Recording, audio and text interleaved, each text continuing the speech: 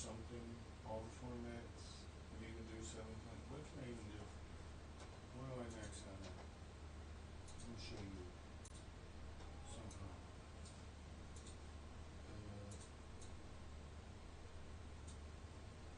So with the ambisonic microphone, you can't even really hear me very well. I wonder if I can drop a microphone in real quick and it not be total garbage.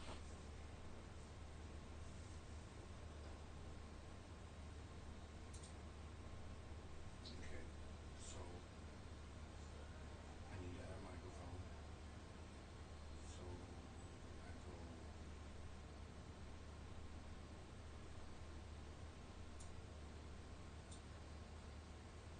juice.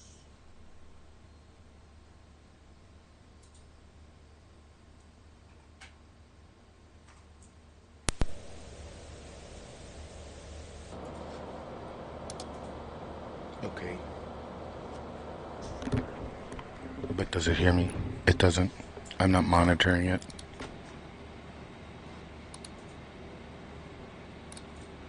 Okay, and then I can put that down. Oh my gosh. So this is the VS2 plugin you use that Soundfield Road provides, and if you're into ambisonics and you get a nice Zoom H3 VR to test it out to see if you think it's worth anything, you can use this. But if you ever want to upgrade to a nice one, Rode makes a really good one. Just saying. I'm not advertising for them at all, but this VST has been very reliable ever since they released it. It's never like had any problems. It's basic AF recording stuff, so it should work. Like, it's just like, yeah, but it works anyway. If you use a Tetra and you set it to AmbiX, and you set your mic to AmbiX, and you know everything's in line, and then like I'm behind it, so yeah. But you can do all the way up to 7.1.4, but YouTube's locked to 5.1 to the best of my knowledge. I haven't even attempted to do this. OBS only allows for 7.1, so you might be able to do 5.1.2 through OBS, but I don't think you would be able to. Like, it doesn't make any logical sense to assume that would be the case. But with this, you can see this is the speaker arrangement. If you're listening to 5.1, this is really ideal, what it should be. If we're talking like Zoom H2N surround, like quadraphonic type of stuff, like you really, this is like the, like, yeah. Not that you're wrong for putting your speakers a little further back. I would actually recommend putting them a little further forward than further back, so that they're more like a wide than a rear, because the rear is like gonna be primarily centered on the negative phase of your front, left, and right. So like the only place there's really the optimal position is here, but they're aiming directly at each other, so you get weird comey stuff. That's why people put dipoles here or bipoles, because then you're not aiming the drivers directly at each other. You're aiming the null directly at each other, and then you get nice clean sound everywhere else, but it's still okay in the null because it's only like a paper thin sheet there between the spots, so nobody ever, it's not really there with bipoles either. They merge, it constructively interferes. Anyway, yeah, you can do all sorts of different things that I'm not going to click on because I'm actually using this right now. And the one thing I don't know, I mean, I know, but I don't know, And I'll click on this just to see if there's any noticeable difference in the way the actual final thing sounds, because this is like looking more like an assumed kind of cardioid pattern, and then this is a shotgun pattern, and I don't know why they're doing it like this. If this is like a mixing thing, like if this is actually gonna be totaled, kind of like more of a total stereo track for each track, so that it's more like balanced. I don't know, like, and that this is more like an omni track, and that this one is like, you can matrix maybe a little better than this one, but this one has more resolution for that position. I don't know.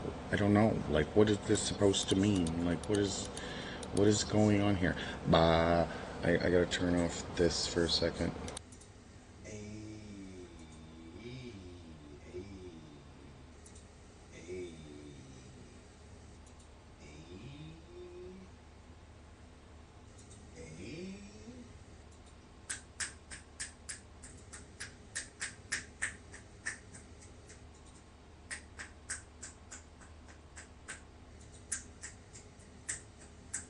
Any difference? Notice anything? Any difference? Do you notice anything? Do you notice any difference? I hear a difference. I heard a difference. If I can hear it in the monitor, it sounded a little different. It's like a little bit more airy. This is more like.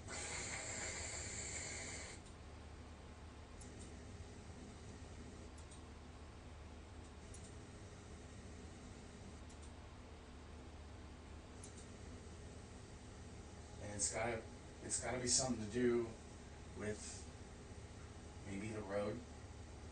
Like, I don't know, because they're I don't know, they shouldn't be little shotguns. They're all just little, I don't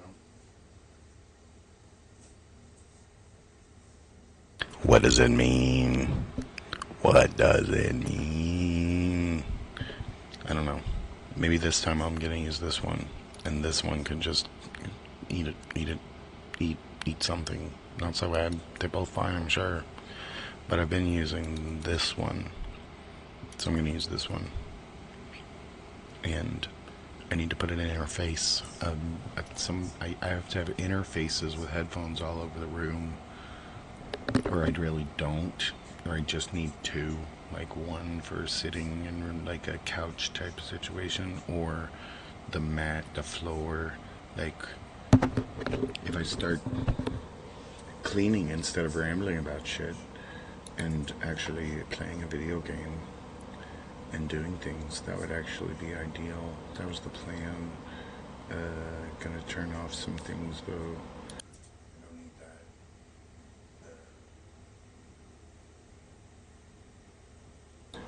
that. What was there was an interface. I'm gonna install some more and type. This thing, I need to face it. It is facing the right way. That's why I put it this way, so that it's actually the correct direction. You can still see me. I don't want. What is the display capture? Oh no, I'm just not watching. Oh, someone liked my thing already. Jeez, I wonder who it might have been. It might be someone. I don't know. Okay, so what was I doing? Oh yeah, the interface.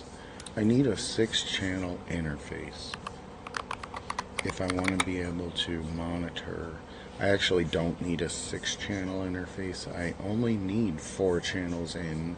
I can spoof one interface to have 6 channels, even though there's 4.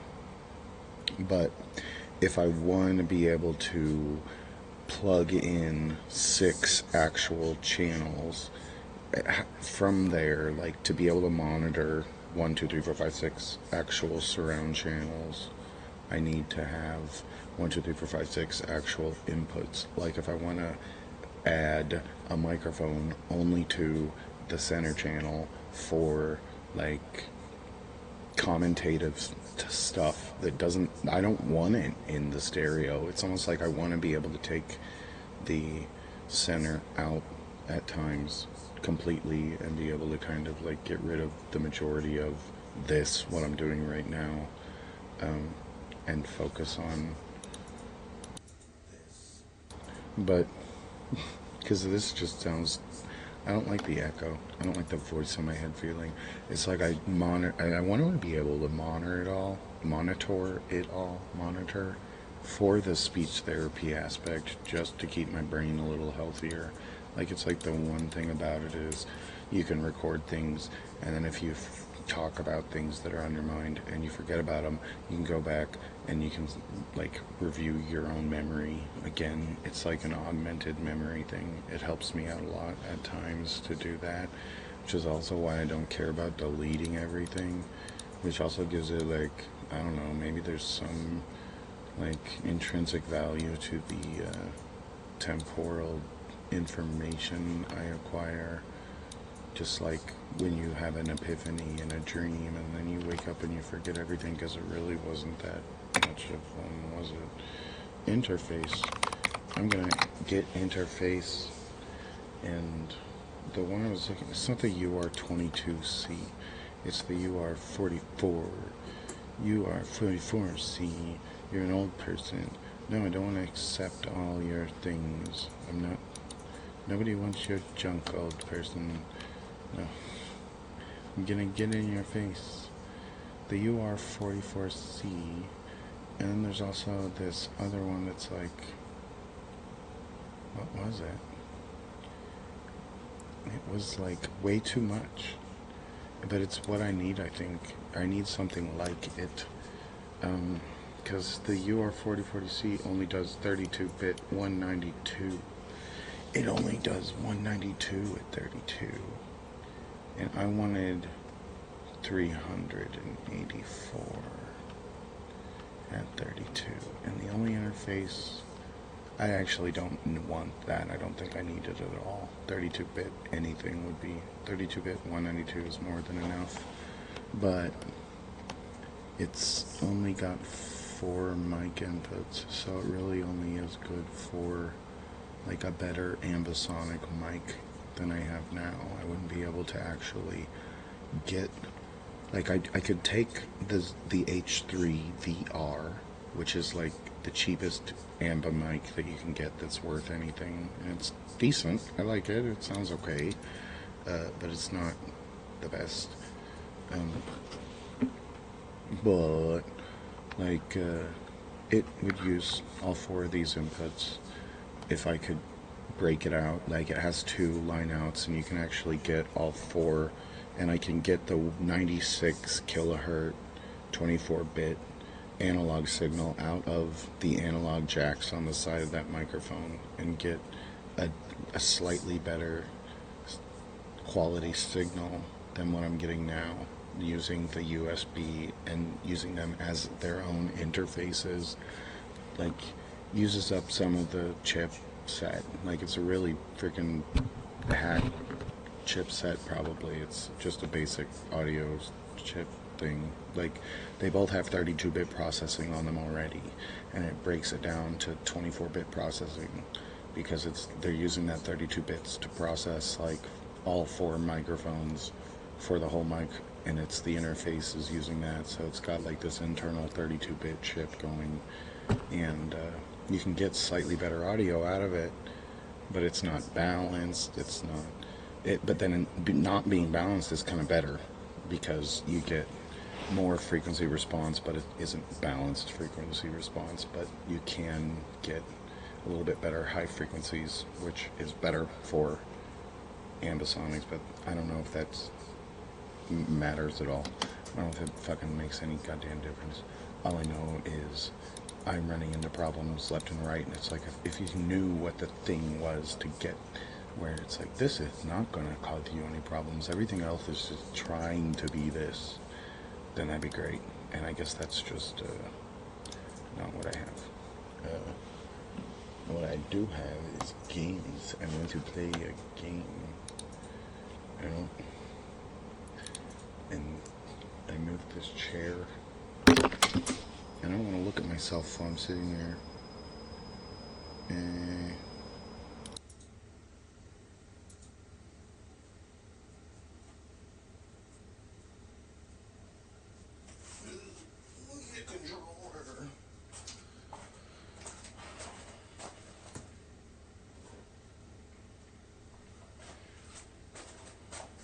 So I got Beautiful Joe a long time ago. Like on PlayStation 2.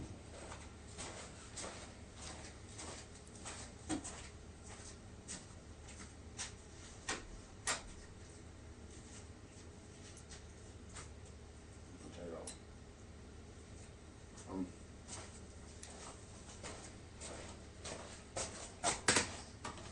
What's taking you so long?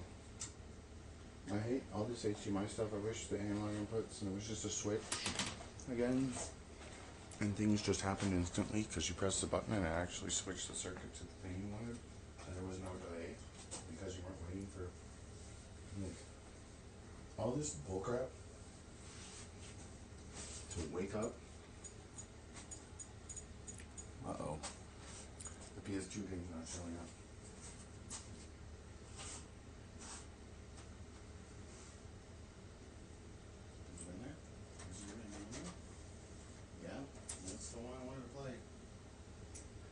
Oh boy. Should I just put it right back in and see if it reads it?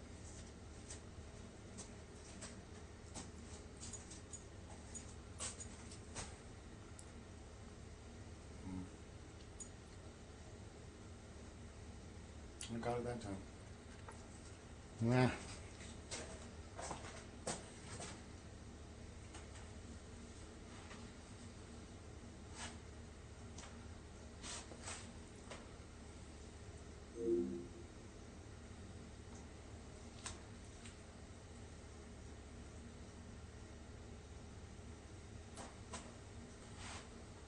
No. I don't want Clover.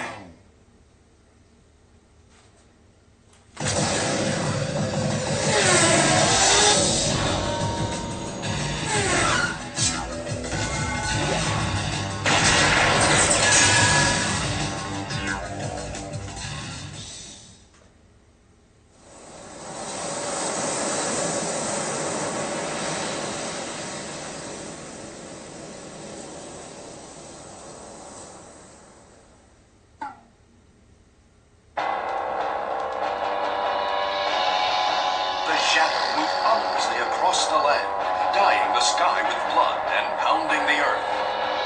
Those who still have faith in justice. Injustice. Those who still have faith in justice. Faith in justice? What's faith in justice? There's no safe. Oh yeah, I keep forgetting to save.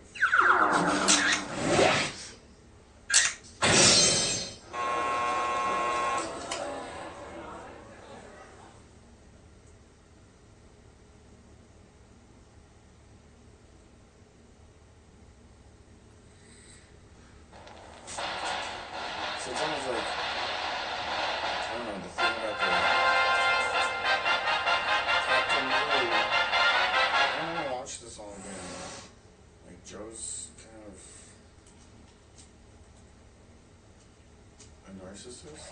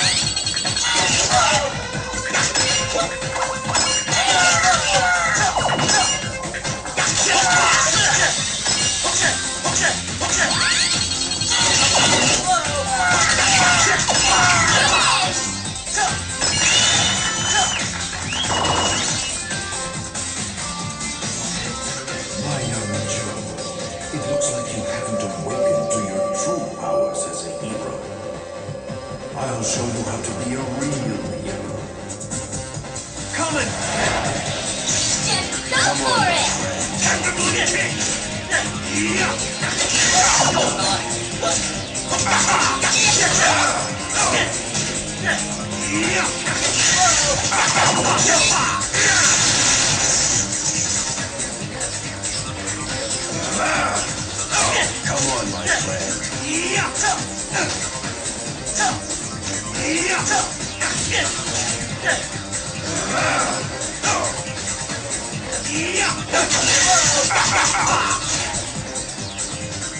Finish! Your heroes has awakened. Now, just respond to your hero instincts deep down inside. If your heart starts to glow, say the word. Henshin! Head to the go-go, baby!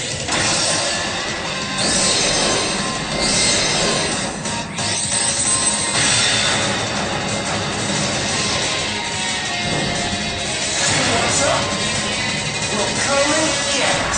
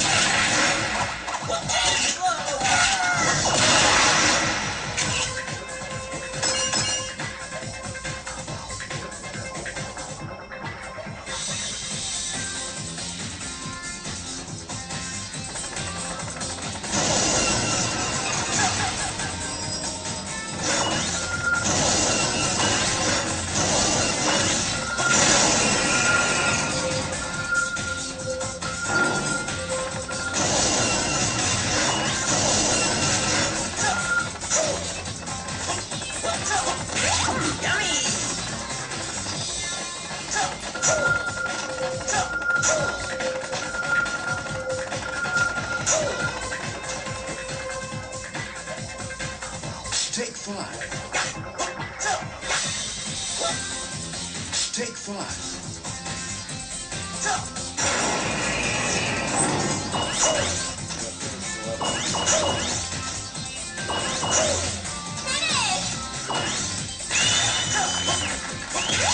Yummy!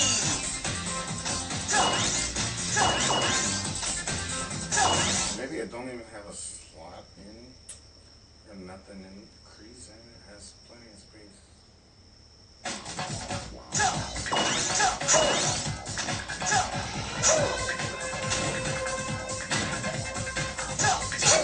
for it!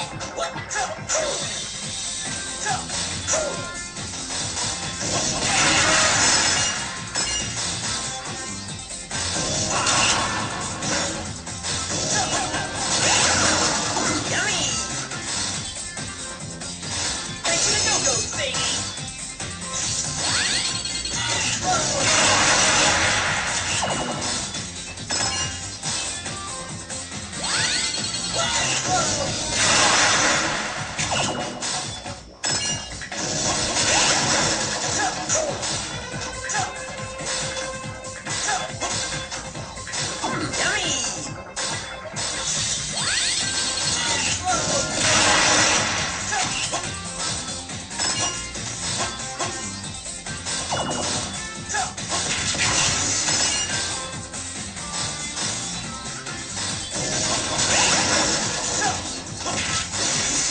Yummy!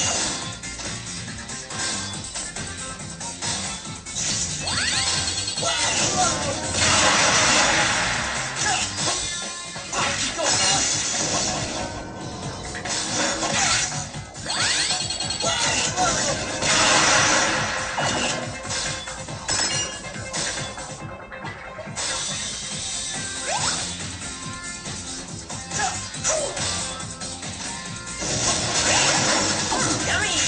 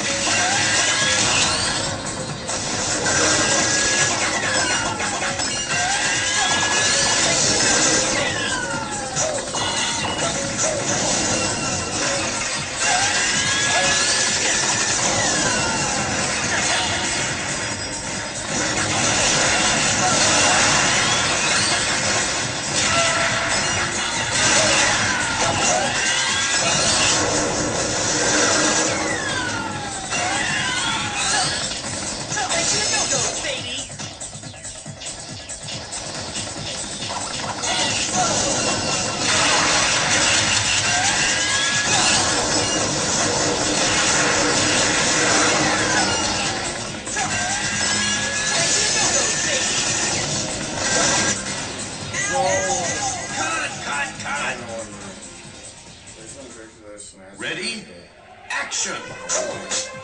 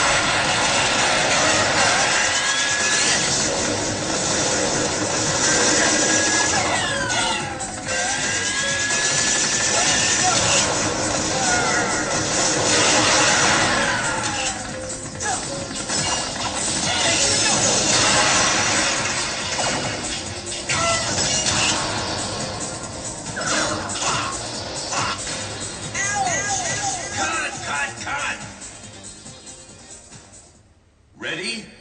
Action! Whoa!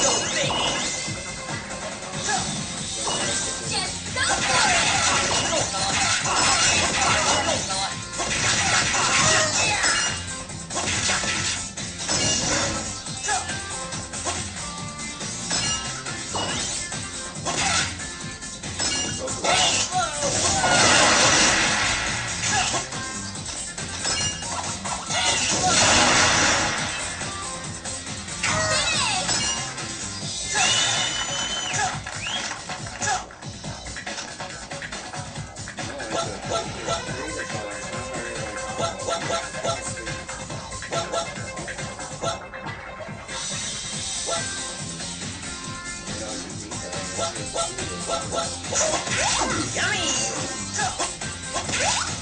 Yummy!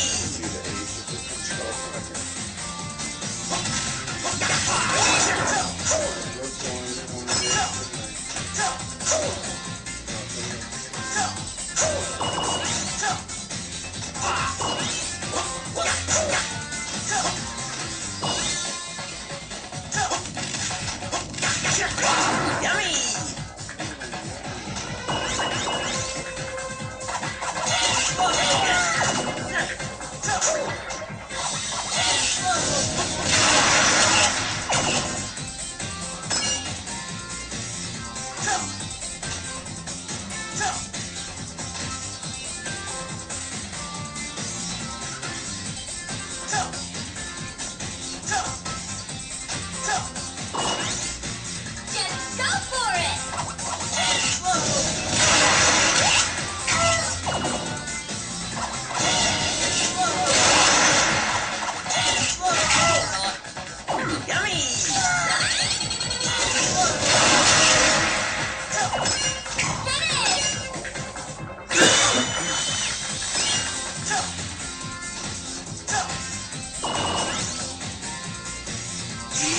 Just go for it!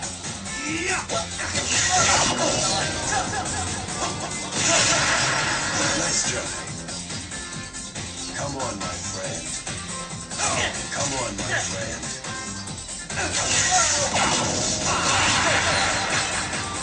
Finish!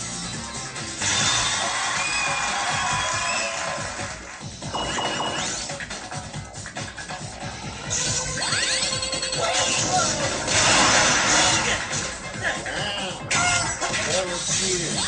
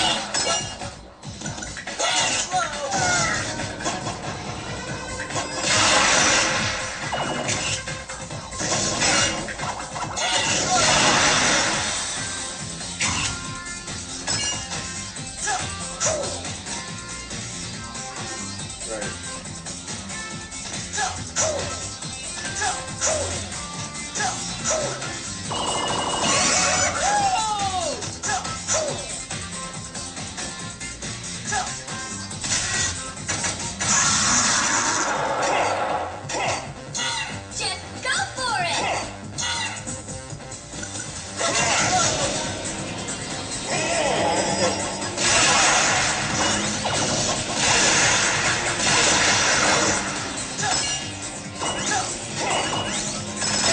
Go, baby!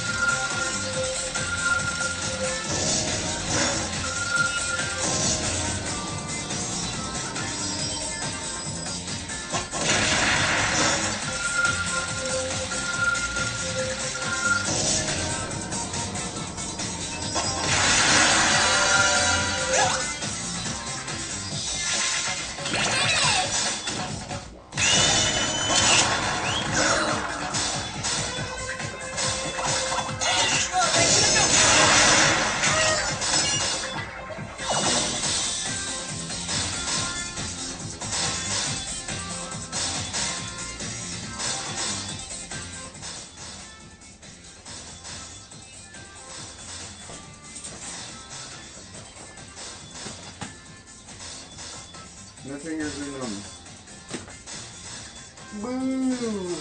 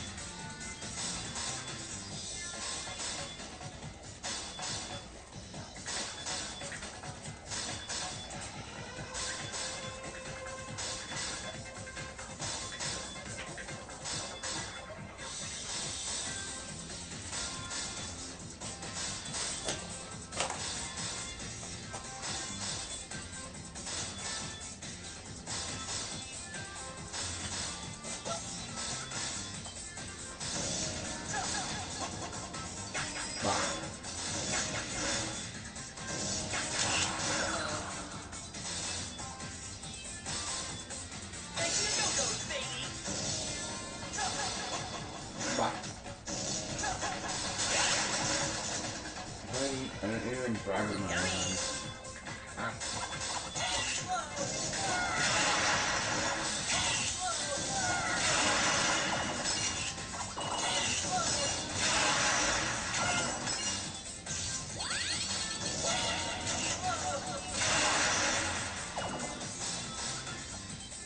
Stop. Time.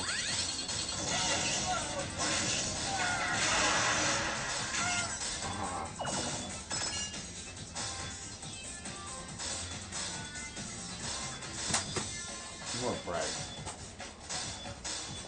One bread.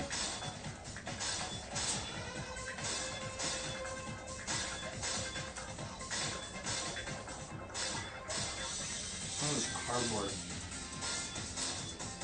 I'm trying to consolidate into one pile.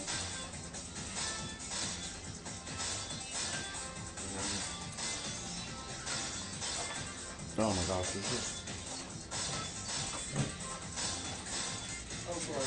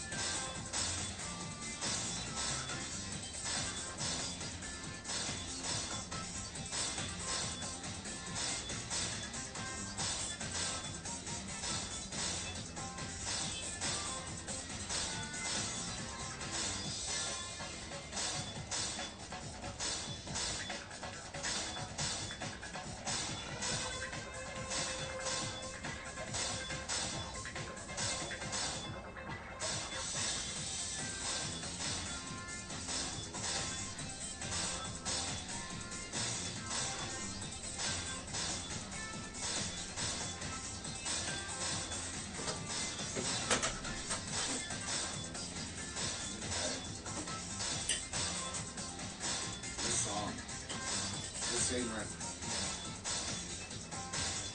Over and over. This time he's damn helicopter.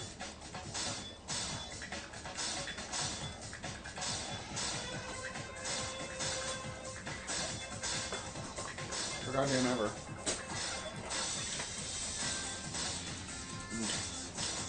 Solid.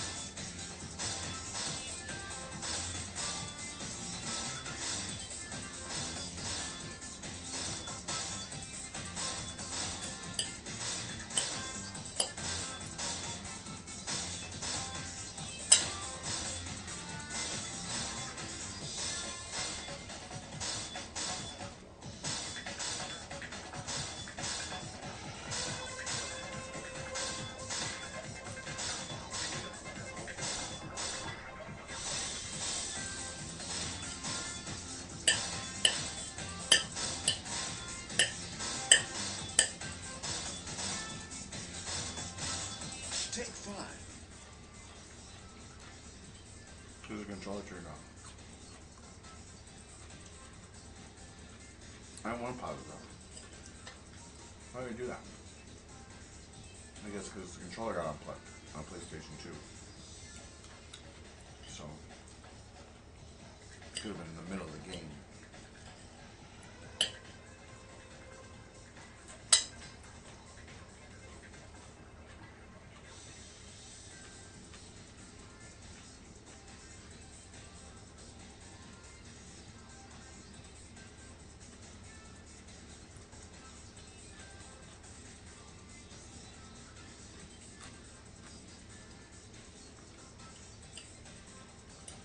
Solid.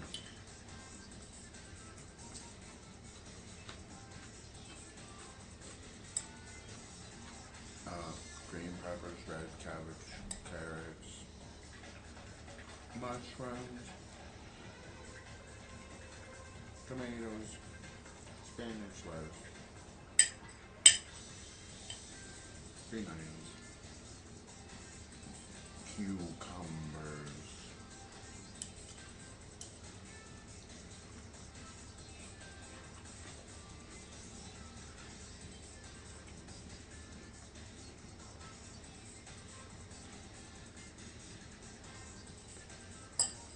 bread.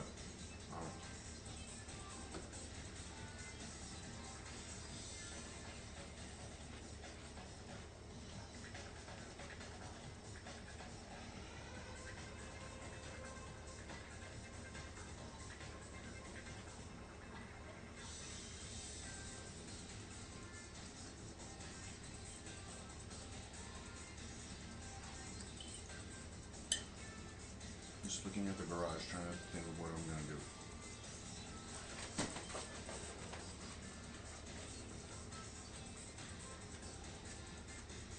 But one more of these gray boxes.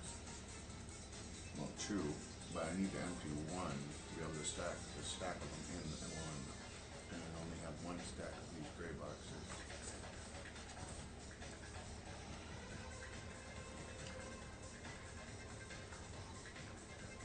And then if I get rid of all the cardboard, it'll clear out like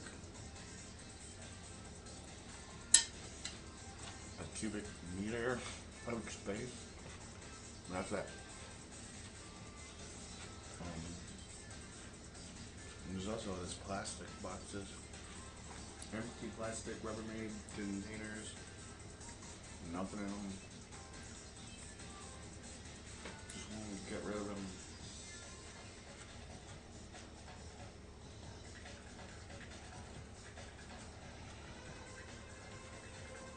This ancient IEEE printer. Oh no, it's got a USB port. USB 1.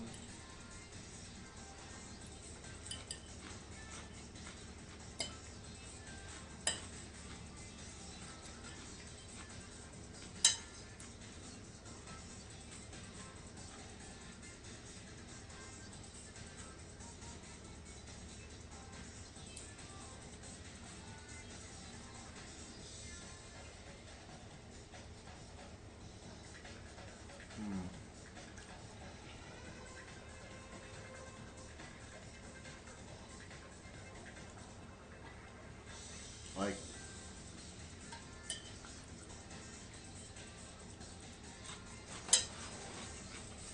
the goal is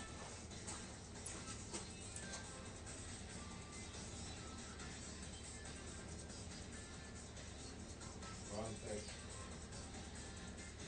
So like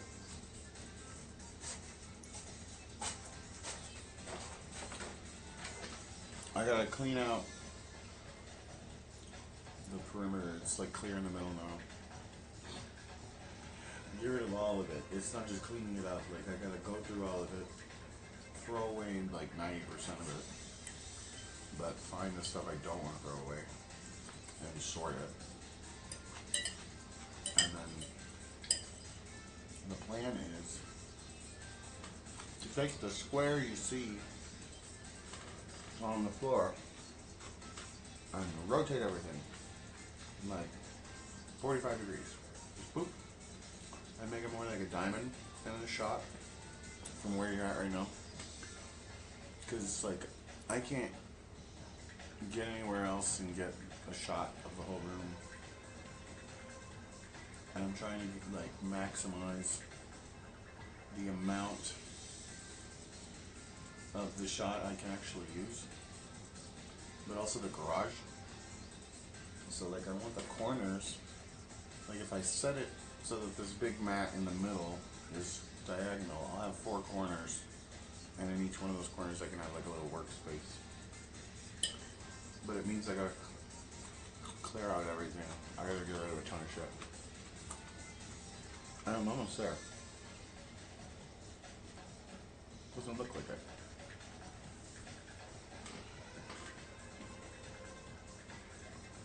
But I'm getting there. A whole bunch of crap that's just junk, but it's not all junk.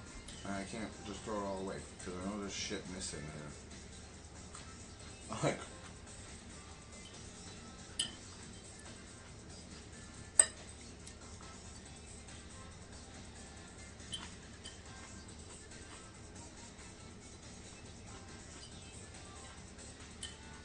ooh, that's not a green pepper.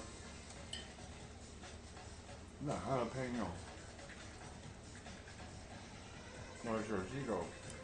Something.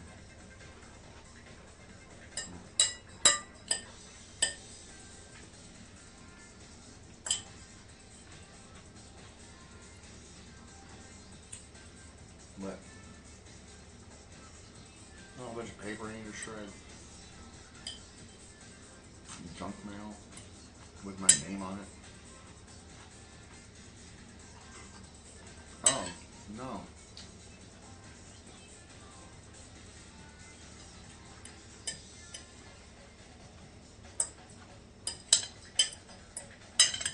Wow.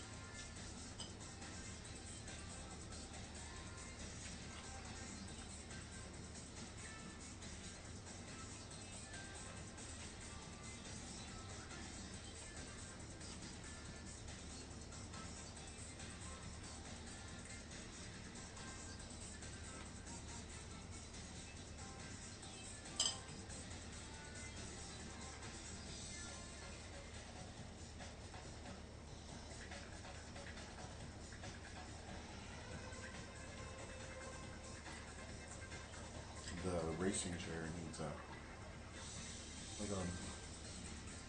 a few things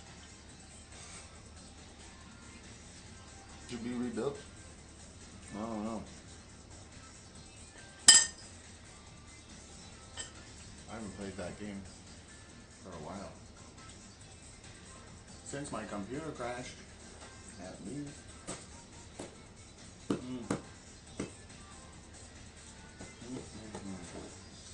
Hello.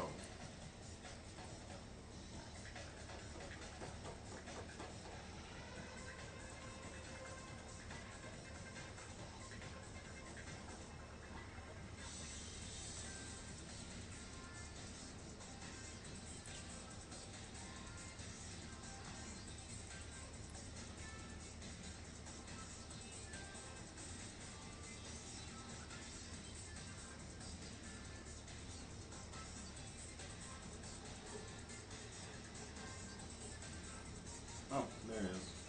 Why does it get so far back? No idea.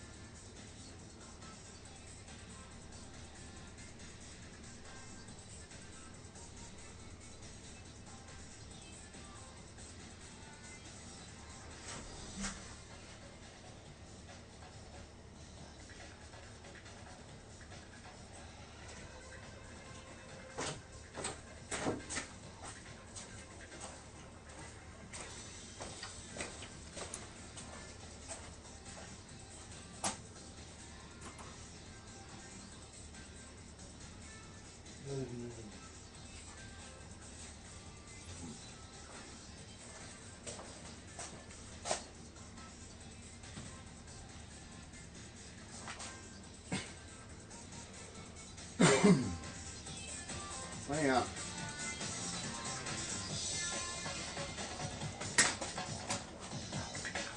Nothing.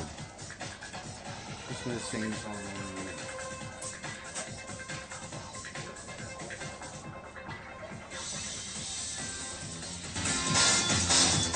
That's way too loud.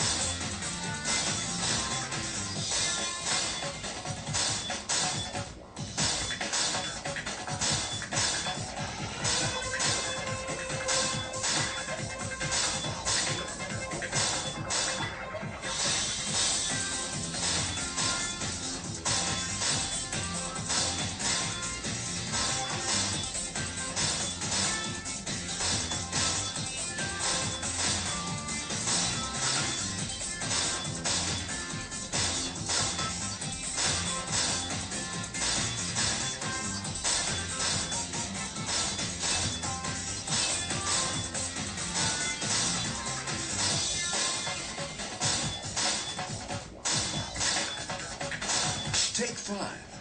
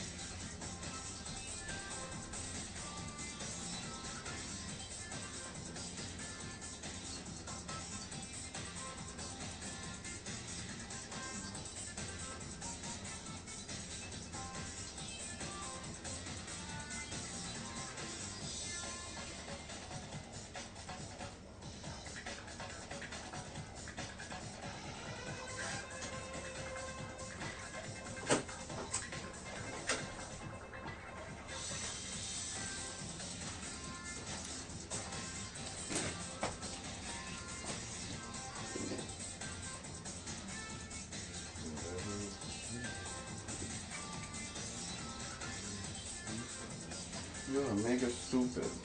Omega stupid. Not you.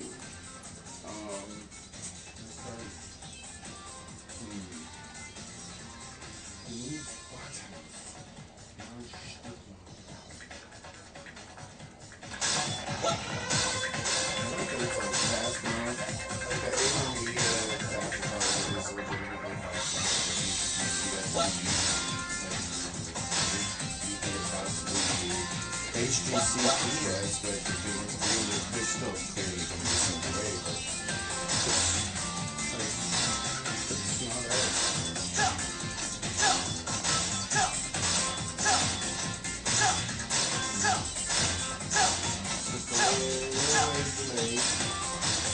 but then so is the PS3, it feels like there's a little bit extra delay using it because there's wireless controller. But I'm not like I'm asking about the game or anything. I don't like it this class.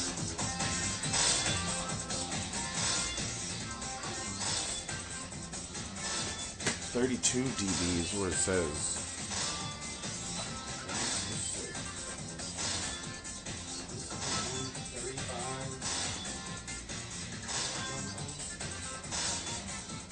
It's because I used the measurement microphone and it's all actually kind of accurate. So when it says it's 30 some odd, it actually is sort of close to that level. Which is nice to have. It is nice to buy things like... It's nice to buy things. Like, how about this? For everything. Mini DSPs. Can you see that? I can't even see it. It's the cheaper one. I need to get another one. I showed you the barcode. Oh no, you can download my calibration file. Or something. That's not even the right barcode. Well, I scratched that one back. Windows audio is cursed, man. Everything about Windows is cursed because it's too. They need to throw everything to one side and say we are primarily this audio-visual human input-output device system, and take everything else and put it to the side and make like a stripped down Windows that's just like, this is back to basics, please. It would be the most glorious thing ever if, like, I'm not like trying to be a nostalgia nerd. I'm not, because I know it's like there's nothing in my head that's like I want to go back to the way it was when Windows 3.1. Like I was just a kid, it was still just as it's still just as cursed as it was when I was just first learning how to do things. Like things just, it's like every time they release a new version of Windows, they have to keep it just as cursed as it was in certain ways. Like, and it's just like, what? I don't want any of this new, just they keep adding to it. It's like, stop adding. Like, stop. Like, nobody wants more. And I mean, if you want more, that's another application you can download.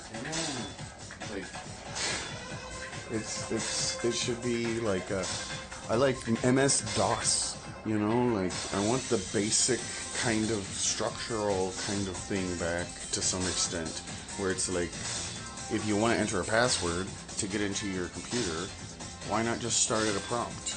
Like, what's wrong with starting in a prompt? Like, and like from the prompt, being able to do things that you would do in a prompt before things like Windows were commonplace. Like, just like with a Linux machine, I guess, but, and you can to some extent treat Windows that way, but it's not like, you're not forced into it as much. I'm not complaining, it's just like, it seems like it's such a simple thing, like, to put it in high contrast mode and pretend it's like it used to be. It's not what I do. Why am I playing this game? What? Like,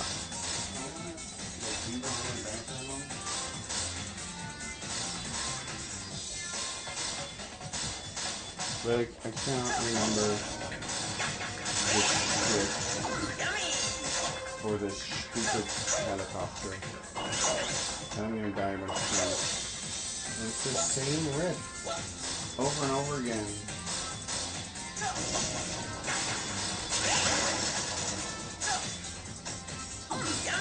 Yummy.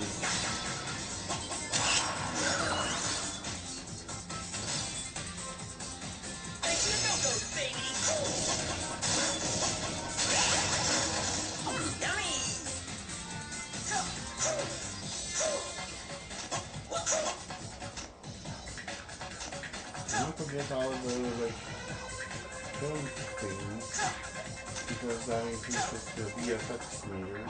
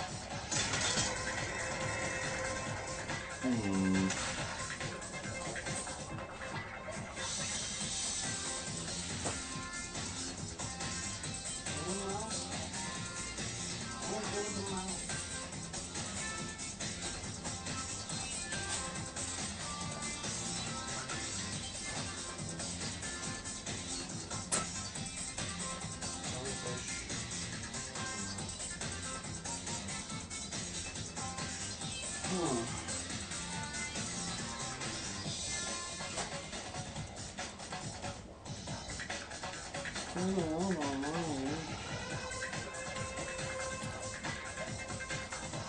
How about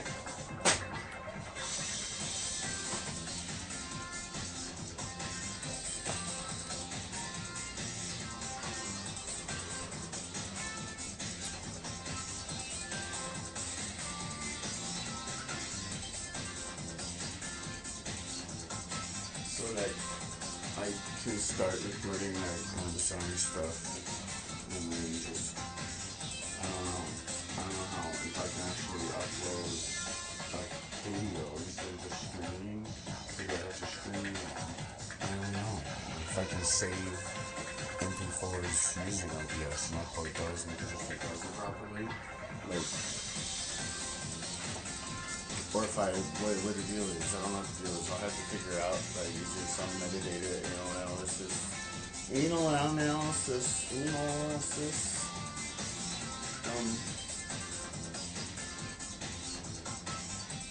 The streaming works. So like, the other problem right now is I can't do HDMI and the composite component video. I have to get a retro team. I have to get a retro team. Or I tried using my old AVR because I have an old receiver that will take component video and drop it into an HDMI signal. But the TVs don't like it now. Like the newer HDMI standards, they have trouble finding the resolution. I guess I don't know. And I want to use that AVR as another AVR anyway because the living room could use something. It's so I was thinking about finding something appropriate. I don't know, looks like I'm looking for like made in America speakers, particularly, specifically. And what was the company I found? It was like kind of expensive. They're all expensive, like all the, even with Klipsch, it's like Klipsch has cheaper speakers that are affordable, but they're not the ones that are made in America. Like, maybe some of their reference speakers are, but I don't think they are. Like, their reference series might be, and then like the reference premiere series is made in China. I don't know. But it doesn't matter. There was this other company that makes little speakers that I was looking at. And the one they made was like, what do they call it? Skiff?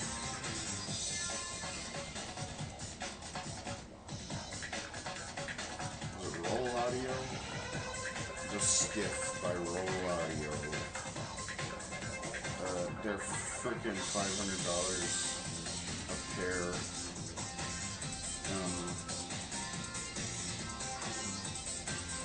But you know, you could build that for nothing, like whatever it is. I bet, like just a little two-way bookshelf like that, and that's not what I want. Like that's the thing. It's like I'm on the fence, and I've been on the fence for so long because it's like nobody's got what I want for the price I can afford. What I kind of want a cube concentric to mount to the ceiling. But it's looking like the JBL control monitor in ceiling speakers are like the only thing that I'm going to be able to get that'll match well with their monitors. And then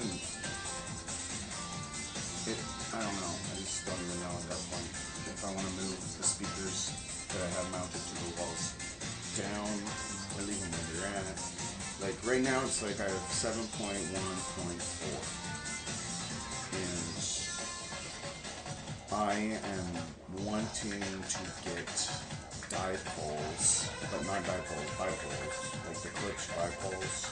Maybe they're THX ones, but they're like over $1,000. There's so much money to spend on this stuff. Now everything like doubled in price too, because since COVID, like everything just uniformly doubles in price. Like, or it didn't really double in price, it was like the jump in price doubled. Like the price of everything stayed the same, but now it's just like I don't know. It's whatever. I'm not complaining about that. It's just everything was expensive before, and now it's more expensive. It's just gonna keep getting more expensive. So why not just learn how to build your own speakers and not like look at the audio science review for. It's not the Skiff. No, it is a Skiff. This year, I think Samir stepped ahead this Panther. Ooh, and it, it doesn't. Yeah, I don't know how I feel about. There's no way I'm gonna get that. Maybe something like it. There's so many, the color response looks pretty good. Kind of narrow toward the top. Looks like a decent speaker. It's just like, the JBL control would be better by comparison. It looks like, just from the meter, because I'm trying to match speakers I already have. And, I don't really have to match. But I want to, and I have soft tones, and the thing that's bugging me now is like I think I could put better, like I could do a three-way for the top corner height channel type speakers, the front and rear height positions, and what I wanted to do is get just two of those in ceilings. If that, like right now I'm kind of satisfied with where it's at, but I do feel like the room needs more actual stereo on the pure vertical axis, like, and that's why stuff like a VOG speaker and actual in-ceiling speakers are kind of like critical. It's like you need two of them in stereo in the middle of the ceiling just to get a stereo field that's on the vertical axis, like directly on the vertical axis. You have to do something like a cube concentric speaker mounted directly to the ceiling, aimed straight down, overhead the listening position. Like you have to, it being the only like vertical in the whole space, you need it to be directly overhead, and you need it to be like straight down, or like it could be towed in, kind of like you would your front stereo pair, like, which is what I'm kind of thought about doing, was getting dipoles, just getting a dipole speaker, or bipole. I want to call it a dipole because it doesn't matter what you do, it has a specific kind of like dipolar nature because of its 180 degree like dispersion characteristics. Like the polarity of the sound coming out of the 1 degree mark, the 0 degree mark, is exactly 180 degrees out of phase with the sound coming out of the opposite side of the speaker. Like it is dipolar, like positionally, just naturally, because it is going, that wave is going north and that wave is going south. That's the direction they're traveling. Like, but that's not what people think of when they think of a dipole speaker. They think of like one of those triangle speakers where it's like one of them's wired negative phase and the other one's wired positive phase. And even that isn't a dipole. Like that's a right angle. Like a dipole is a cone speaker without with nothing behind it. Like and even then, that's kind of more of a cardioid because it's more efficient in the front than it is in the rear at pushing sound. So it ends up being not really. It's more like a shotgun thing with open back. Like it just depends on everything. The only true dipole speaker is like a written tweeter, or like to some extent horns, like bass horns can make something more closer to a true dipole. But then it's the same with like microphones. The only real true dipole microphone diaphragms are written microphones. Like and they don't measure sound the same way. But putting these JBL speakers, they're really big. They sell like a low profile version of the speaker. And it's not like they're anything fancy. I mean, they are fancy, but it's just like, Take 5. it's not like the JBL LSR monitors, which is what I have. Is I have these JBL monitors. And as far as my receiver right now, it can do 11 channels, 12 channels. It's a Denon. It's the cheapest Denon, the newest, cheapest Denon from like 2 years ago. It did Atmos 7.1 it does 7.4.4, where it'll do 5.4 or 5. It's the LFEs is still in the middle. 5.4.6, maybe 5.4.6, or any kind of combination. Like, and that's what I was thinking about doing. But I really like the 7.1 situation on the floor because when you do multi-channel stereo, having 7.1 closes the loop, so you can walk around the room and do things, and it feels like there's stereo everywhere. Like it doesn't matter where you turn, the stereo is always coherent, and it's always there, and it's because there's always a speaker where there should be a speaker to fill in for the stereo image. And when you do 5.1, you lose that. So like I really like having 7.1 as the bass because it makes the room more usable. Like you can dance in it. You don't just have to sit in a chair and listen. You can do whatever you want in the space, and the sound always is great. And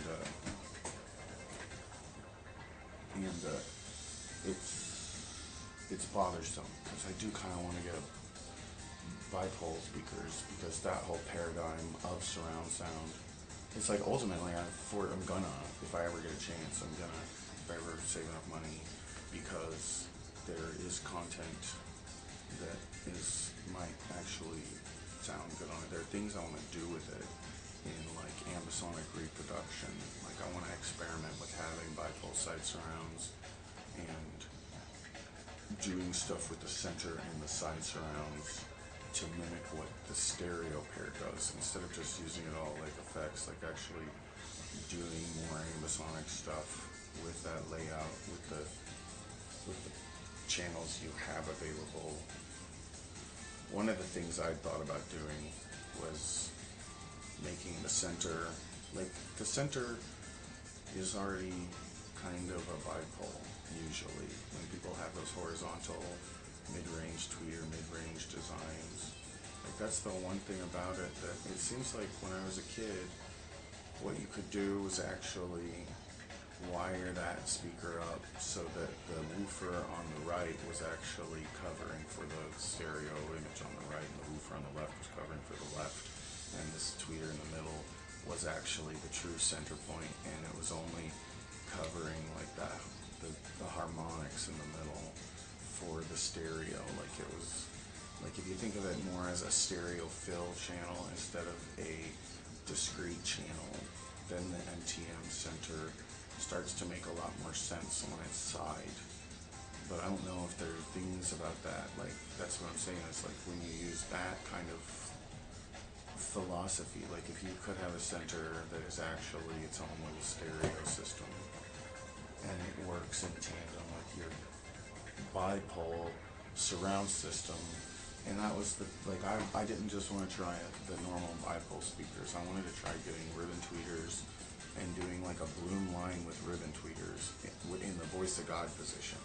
Or you could take, you could design a horn even, and horn load a tweeter, and like instead of having your traditional discrete surround, this is all for just the stereo mains.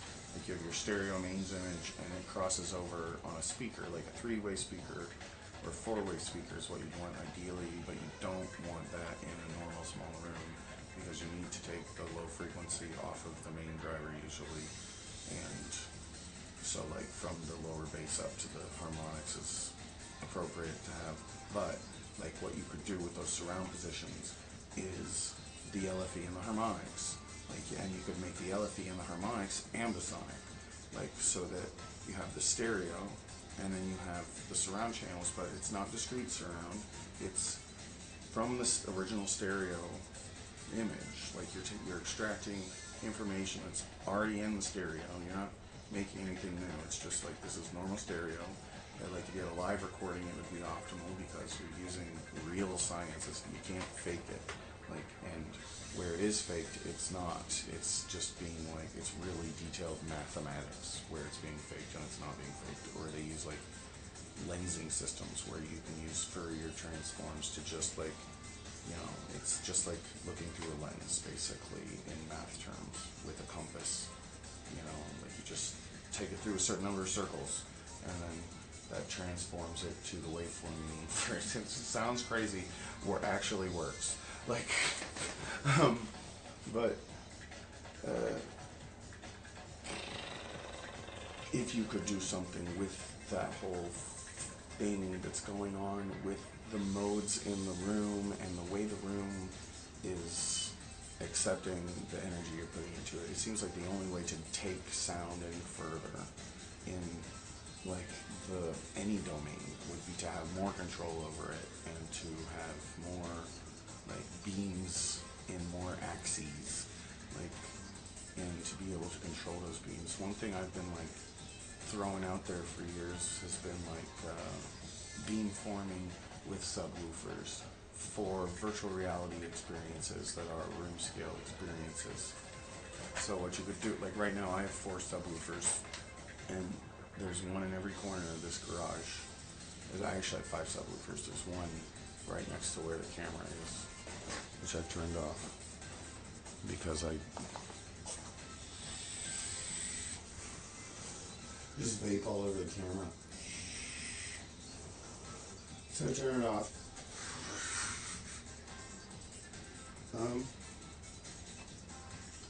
And I like to have my privacy, so I'll get the hell out for a minute. I'm shutting the curtain. You can listen. But no, I got one sub in every corner. And I got these 10-inch JBLs. Sealed. Sealed 10-inch JBLs in every corner. You want, if you're loading up a corner with low frequencies, sealed. You do not want a port. The port will interact with the horn of the corner. The corner is a horn. The port is a horn. You're putting two horns right next to each other. They're going to honk into each other. So sealed. And they don't go that low. The one that's right next to where you are is above the microphone. There's a Polk audio. It's ancient. I bought it a long time ago on sale for like $250 when it went on sale. It's one of those 12-inch Polks that's rear ported. So it's like a dipole sort of, actually, or cardioid. I don't know what it's doing, but I've arranged it in the center of the room so that it's firing towards the garage door in the front, and the rear port fires the other way. But like, I don't know if that's the best thing to do. I didn't do it in any, there's no reason I did it that way. It's just how it fit up there the best. I didn't care which direction it was facing. And all it does is cover the low frequencies for the side surround speakers. So the 5.1 side speaker positions. And I have mine aimed directly at each other.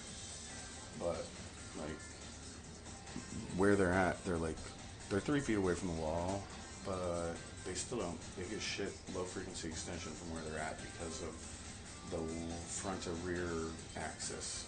Like, it's in the middle of the long axis, these speakers. And so when they fire, the low frequency energy goes all to the left and right of them. It doesn't want to go, I mean, a third of it wants to go out in the front, but the other 2/3 wants to go to the left and right. And so you get really bad bass from speakers to the sides usually if you're not oriented in the stumpy way where you're actually looking at the long wall. Like, you're supposed to look at the short wall. That's what they want you to do, to kind of simulate this whole dipole thing. Like, when you do that, it actually creates a coherence in the room that's a little better. But it can be fine. It doesn't really matter. But like, usually you want it the long, just because it gives you more depth, like to be able to hear in front of you and behind you. You want more space in front and behind you than you do to your left and right, because we can actually like trick you from the left and right a little bit better, but it's really not that big of a deal until it's causing problems. But or isn't, or like in my case, I've been wanting to turn everything, and so I'm cleaning up the garage to get ready to turn everything. I'm gonna get like a cart or something so I can move the TV. But it'd be nice if the receiver let you move like if you had identical speakers in every single position, what's stopping you from being able to, I mean, you'd be able to just physically switch the cables, like if you wanted to rotate everything, like to move your TV from the front to the other wall. Like I want to go from, like I want the north TV to be on the east wall today, not the north wall. And then I want to be able to rotate my whole system, like with a balance knob or something, God forbid, with the Atmos and the DTS and all that stuff. They don't give you the option to use something to like turn the balance or turn the image, turn everything, which is weird. Same with like the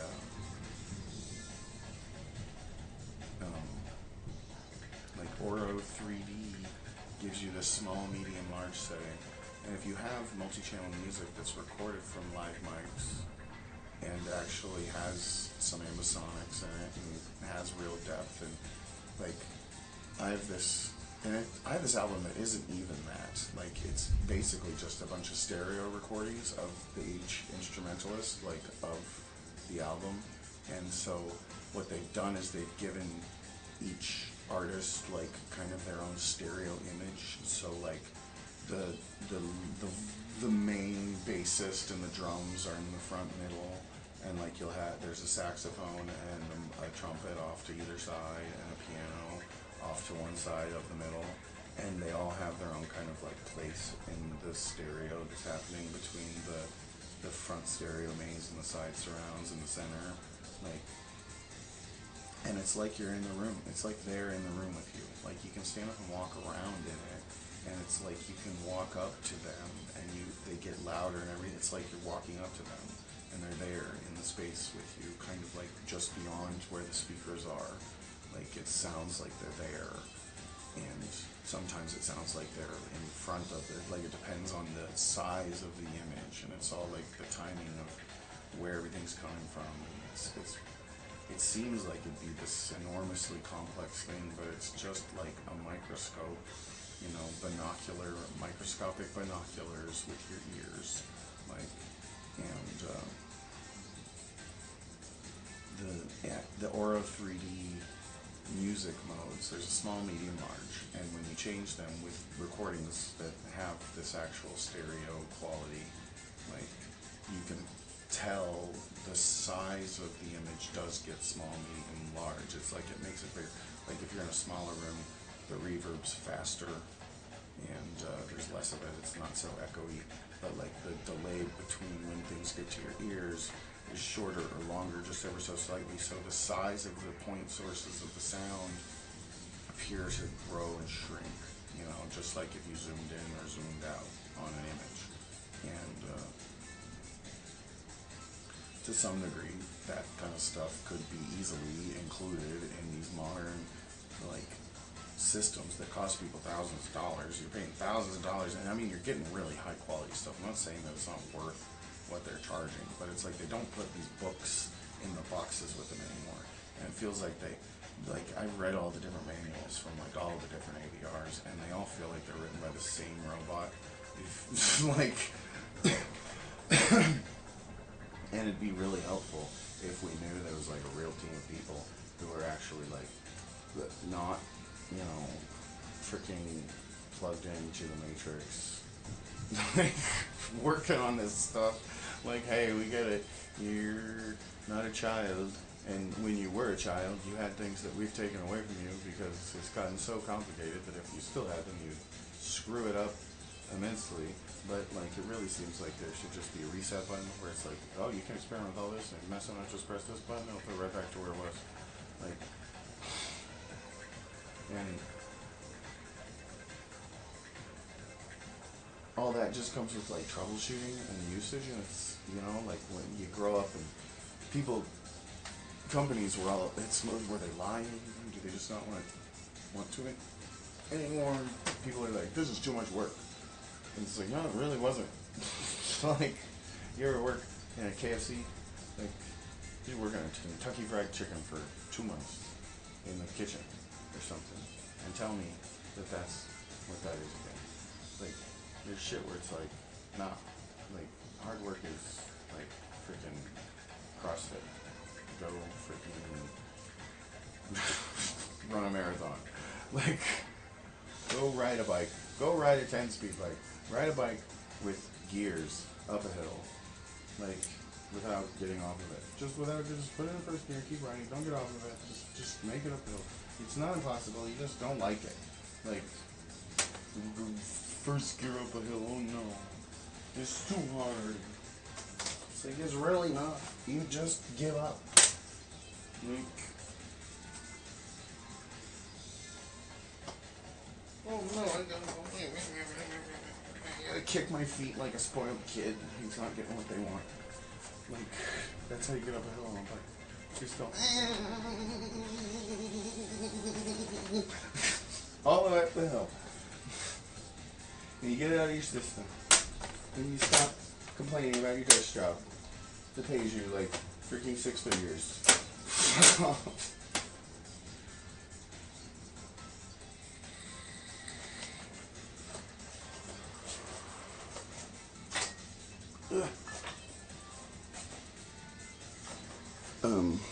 But no, like, for real, like, there's a whole lot of stuff with speakers that's like, this should have happened so long ago. MPEG H came out, and I got this Denon because it actually supports it. Denon has support for MPEG H. The newer MPEG H codec stuff, which is like higher order ambisonics, Atmos, DTSX, all that stuff, like, is accounted for now in the standard like channel layout and stuff. But now that MPEG-H added support for objects and higher order ambisonics, so like you get everything plus what the Atmos and DTS don't even let you do. It's like the MP3 version of spatial audio on the Denon receivers and the Marantz, I believe. I'm just like, thank you, like Japanese people, for demanding something like this, because you know it's like something related to that. Like we don't want Judge Ash. We want better standards. Get the hell out.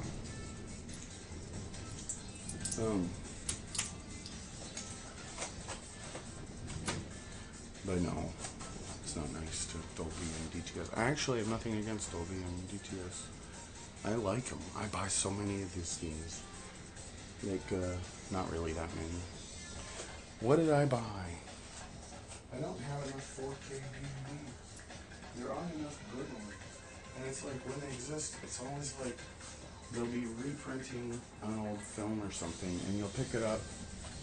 And it's like, you know, like, there needs to be like a chart of everybody who does that. Like the actual companies that scan the old films. Because there's one company, they do a good job. I didn't even open this one yet. Because I have Super Mario Brothers, the movie that everyone said was so trash back in the day. They didn't like it because it wasn't. It actually got a lot of bad. I think it got a lot of bad press because of the directors and everybody. Like, I don't know what it was. Like they wanted it to be a lot more than it was, and it didn't get what they wanted. And it was like the people who were making it were fighting the whole time to make it like some freaking more than what it is. Like it's already too much, and they wanted it to be like even. I don't know. I think it probably would have been better.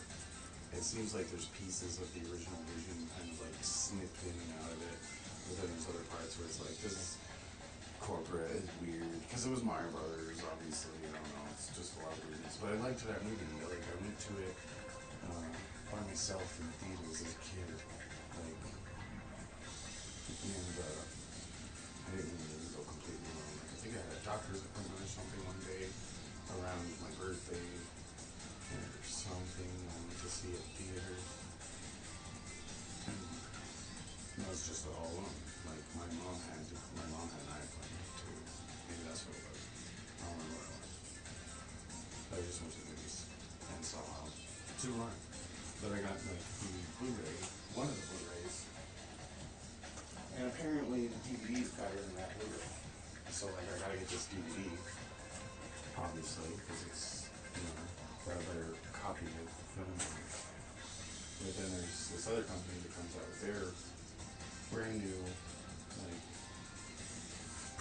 and what they did was they ran it through, and they made their copy of it, but then they cut up the film and gave everyone who bought their collector's edition like little snips of the film. And it's like, excuse me, what the? That's not okay. Why would you do that? Like, let's try to preserve this film and just cut it up in the like, why? Well, we made a copy of it. It's preserved now. It's like, but it's not HDR. You didn't copy it. Yeah, it's not in HDR. Like this copy they made, this new collector's edition film that they made and then cut up the film of, isn't even in 4K HDR. It's just a 4K capture. It's not in HDR. And shit like that. It makes me want to like burn the whole house down. But anyway,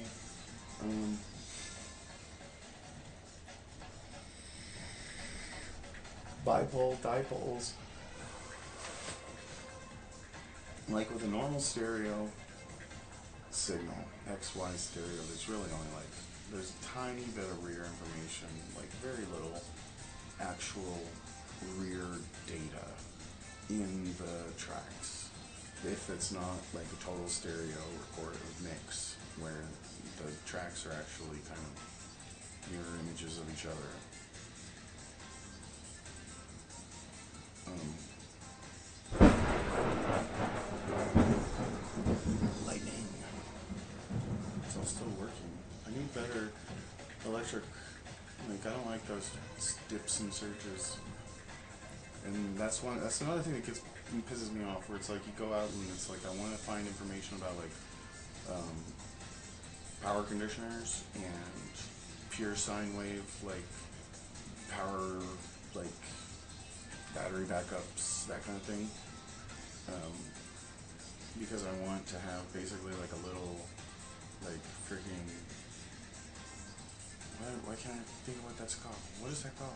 Transfer station? It's not a transfer station. I don't know, the electrical junction boxes, the the, the utilities, the electrical utility places where they send different. I can't remember what it's called. Some kind of station. It's on power station. It's just like a distribution kind of. It's just a big power transformer, big outdoor transformer, where they can take the electric from the power plant and split it out to different smaller lines, or just. Ugh. Anyway, now I forgot what I was talking about.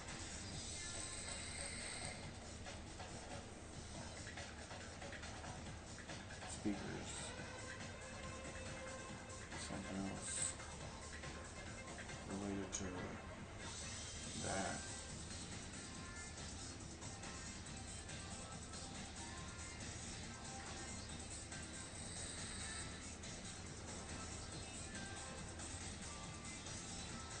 This is completely lost. Blanked out.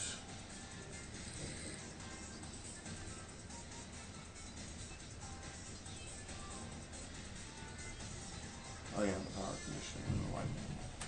The lightning reminded me of what the lightning told me.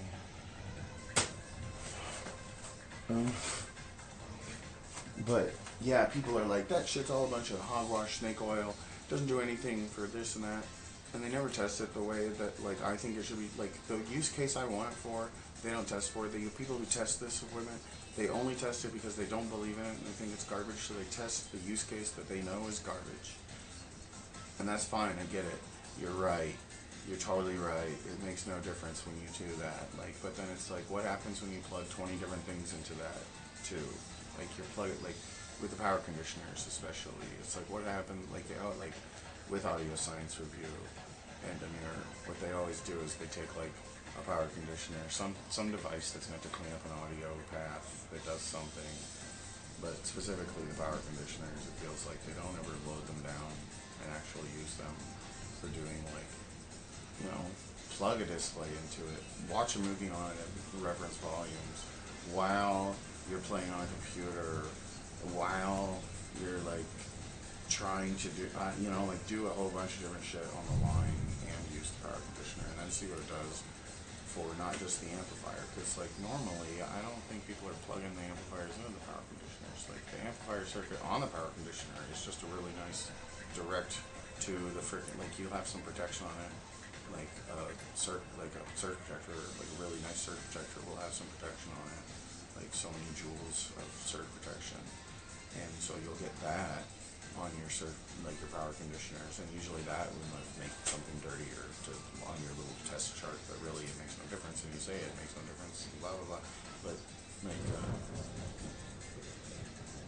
the like the amps get the first dibs, and then everything else behind needs conditioning because everything's got its own little power conditioner on it, like that has its own little tick, like, and so the draw from every positive negative conductor on everything you're plugging into that point source of power is creating like little short circuit transistors stuff going on. There's all these different transistor networks that just arise from nowhere because of having all this shit plugged into one socket.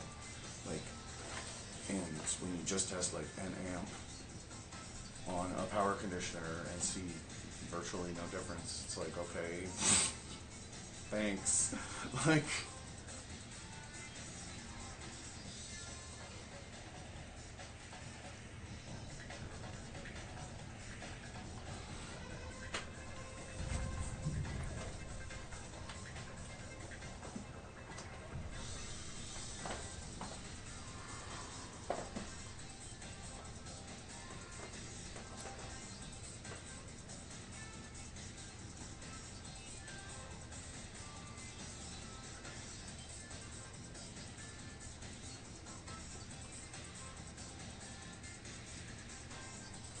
so it's like I just want a way to get like to just clean it up and isolate it and maybe like ground everything. I don't know what the best practice for that would be.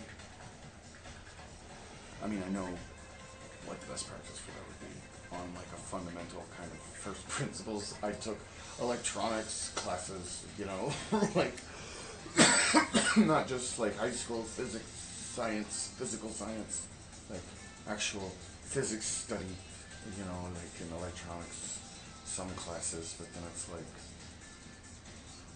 just the actual interest is better, I feel, than I took classes. I've been to school and I educated myself by going through this. It's like you went to the system and the system educated you. I wanted the knowledge and I had to hunt for it myself. I found it. And there's a difference. Like,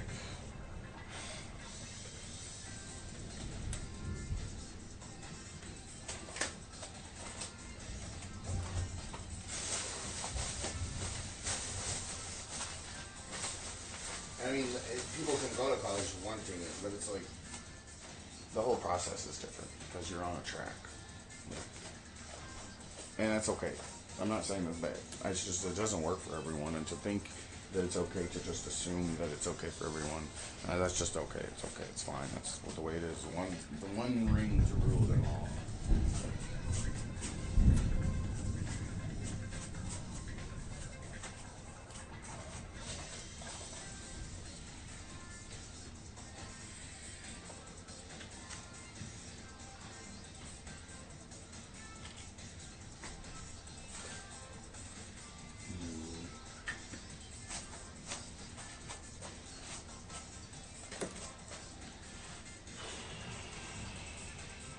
But yeah, I thought maybe bipoles up high, like leaving it the way it is down low, so that I keep the nice stereo image on the ground, and having 7.1 on the floor, and then doing a bipole for the high channel on the side above the actual side speaker, and that might actually be a good option if you use one of those NTN, like if they would make their centers rotatable in every case, every time they make one of those horizontal centers, if they kept in mind that people want to use it on the side, and not just on the side, but they want to use it the right way, as a wider dispersion version of the bookshelf, like that has like a little bit better, like mid-range, like virtually, I guess it's the same dispersion. It's really not. It's just got a little bit more mid-range reinforcement, a little higher sensitivity, and maybe there's something with the actual physics of the dual crossover thing that's creating like a difference in the horn of the beam. Like the beam creates some kind of horn effect off the speaker, and that increases the horizontal dispersion. I don't know what it is, but I do. I think I just described it. Like,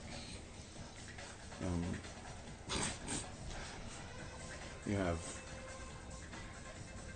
the two parentheses are crossing each other from the top and the bottom of the mid-woofers in the middle of the beam for the high frequencies, so you get like a pancake. I don't I don't know. Between them, like they collide and they flatten out against each other in the air. That's the extent, like, of the distortion or whatever. I don't know, man. But I've got like the Andrew Jones, Dr. Jones, Dr. Jones. I think I should get more of his speakers just because I like saying his name like that, because he's Andrew Jones and he's like the current, like, I don't know, give me another like Merlin in computer, like speaker building. I don't know. I can't think of it. Like, he made speakers who bought him llama, and he talks in a fancy British accent. Exactly. Like, just like there's. What else do you want? No, they're decent. It's a 1-inch soft dome, and the woofers are, they're kind of they're okay. It's just like that little paper cone. It looks like they were made handmade. I mean, that's good. They look handmade. The really nice woofers are also handmade, but they don't look so handmade. Like this little paper cone in the middle is the weirdest thing. Like the dust cover on the Andrew Jones Walmart speakers. It's got to be the stuffiest looking dust cover ever, but at the same time, they sound good. I'm not complaining, but it's a weird dust cover. It's like probably a place where they cut some costs. I don't know. But that 1-inch soft dome goes really well with the JBL 305s that I have for my high channels. Like, because it's also a 1-inch soft dome. And they're further away, so they're in this different horn. I don't know if that's good or bad. I guess it's kind of good because I can hardly like hear any separation. And the only spot that's like missing a speaker is that middle side high above the side surround. There's nothing up there. And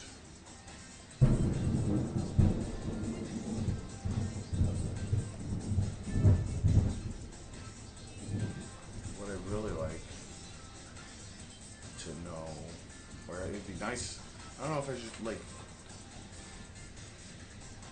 I feel like the speakers that are on the floor are close enough that I could use near field monitors. But I don't know, it feels like you want 3-way monitors. Like that's why the MTMs are so ideal, because they have the sensitivity bump up without adding that third driver, because it gets difficult. Like things happen. I don't know if I'm actually for or against. I feel like what I want to happen is for mid woofers, like lower bass woofers, to become more of a thing, like for more modular speakers to be built. Like that's why I'm kind of leaning towards building my own, because in a situation where these side surround speakers can be a good 10 feet closer. It's like for me in my position, it feels like they're almost 10 feet closer. So it's probably more like 6 or 8. And I want to be able to get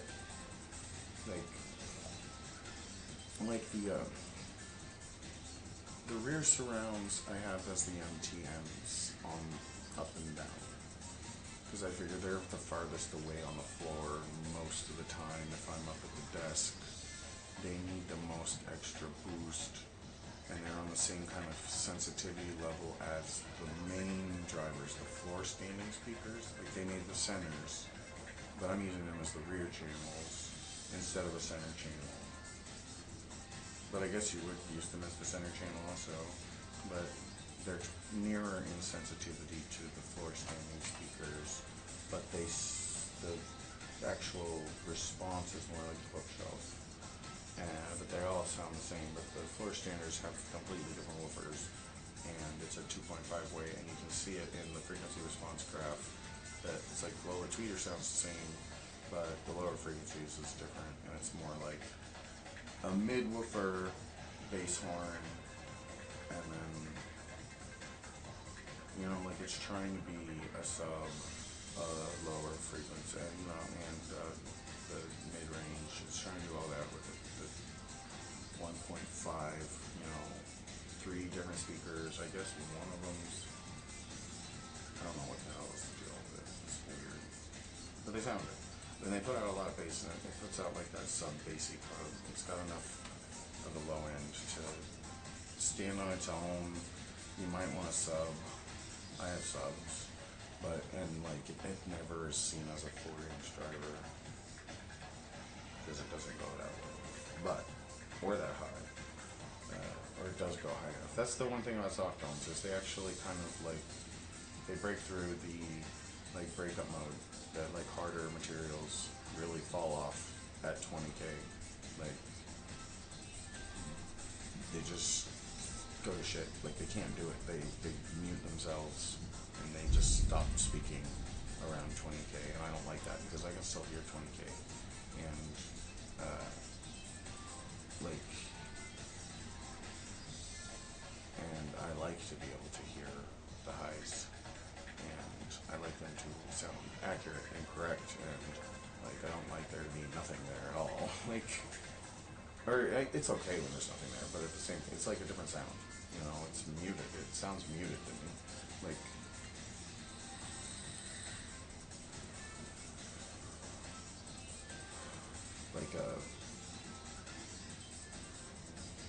a 1 inch soft dome is like what I.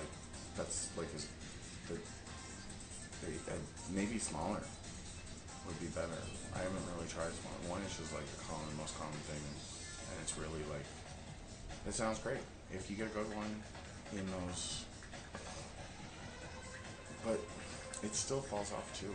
Like they all fall off. And it's like you want a super tweeter or something to take over, and it's almost like I want to get a bigger soft tone because I like the sound of the soft tone, what the soft tone does for the upper and mid range and the like not quite the harmonics, and I like that it can handle the harmonics, but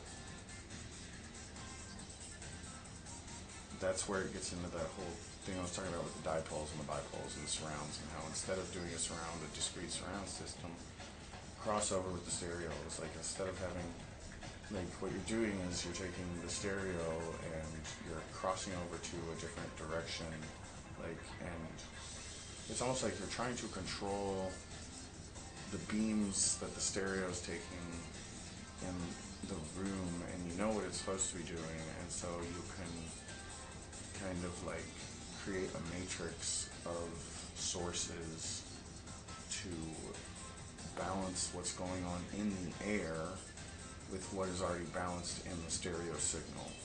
So like there is balance in the stereo signal already, but you're trying to like cut it in half before you start playing it, and then expecting it to still have the half you cut off.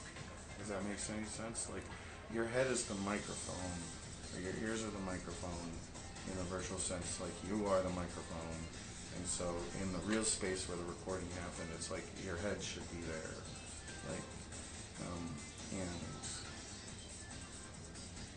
what happens is we put the speakers out in front of us, like, which isn't, there's nothing in the signal that says the speakers are supposed to be out in front of you. Like the only thing that's in the signal is your head is the microphone in that place, in that space of time. Like that's what the signal tells you, is that your head's the microphone, this is what your ears are getting right here and here. That's the signal your ears get. It doesn't tell you where the speakers are. Like you have, and that's why there's so much confusion about like where the speakers go. I'm gonna put the speakers. I was like, it doesn't matter. One goes over there, one goes over there. Okay, you sit in the middle. Like it's fine. It should work. Like you have an ear on either side of your head. They're on opposite sides of your head. As long as most of the sound's coming from kind of over there, most of the other sound's coming from kind of over there, your brain will figure it out. Like, but like there's stuff in the signal also that's like you could use a computer to extract it. Like take a picture, slice it out, and slow everything down, stop the presses, look at it, scratch your butt, chop it in half, and get all the information you need out of it, and send discrete signals out. Or you could just play the signal, bam, right there, and instantaneously do something with what you're playing it back on. Like, and that's what I want. Like, I want there to be that and the discrete stuff, and I want there to be interplay between the two. Like, you're gonna pan between the two. Like the thing that's all reverberant and sounds kind of awful actually sounds reverberant because that is exactly the space of the recording that it is targeting. Like it is the most distant, like left and right sides of the microphones. Like the only sounds that side of the microphone and the far left side of the left microphone and the far right side of the right microphone, the only sounds that happen there at the exact same time are the most reverberant sounds in that space at the time of the recording. Like that's what you're supposed to be hearing from those. That's the source. Like that's what it's supposed to sound like, and you can get it instantaneously from a recording, And the problem is, it makes you think about your space and where you put your speakers. You have to think. There's a lot of confusion. It wouldn't be so confusing if more people thought about it and it wasn't so freaking complicated to think about or like fucked up. Because there's issues with doing things like this, and I don't know what they are because I have to actually do it. I don't want to do it again. It feels like I've done it in a past life like 100 times. I'm tired of doing it over and over.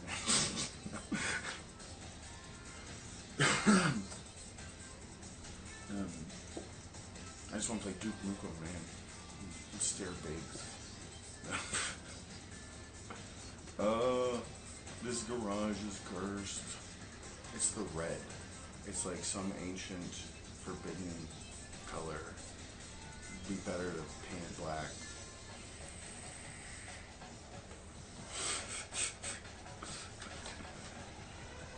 No, for real though, like, it's not bad. It's like, it's the dementia, like, reducing quality. Like, I can't fantasize about anything. I can't hold a goal in my heart to have an ending because the red is just taking away all the dementia. I cannot dementate on anything. It has to be real. And right now, this is Earth. Like, and I just can't get anything done. Like, because of the red. It's freaking...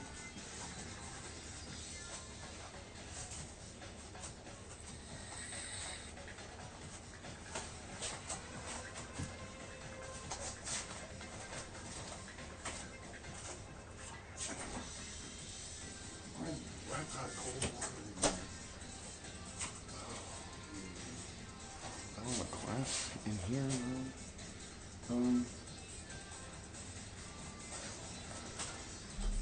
No, I've actually made progress on the garage this weekend. Some. A little. What about my boxes? The story about the push broom. I think it's a McDonald's bag. There was no road. And I didn't steal it. It was still in the middle of the freaking road. And I just picked it up out of the road.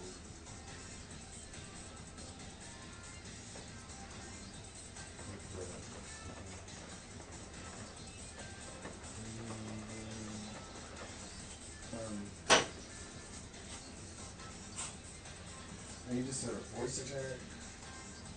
I said a voice attack that I could use voice To like turn off the camera and on. It's getting stormy outside. Where's my...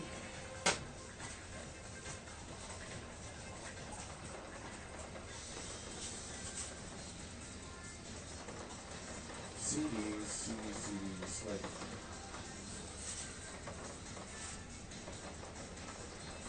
I got discs on two shelves of discs.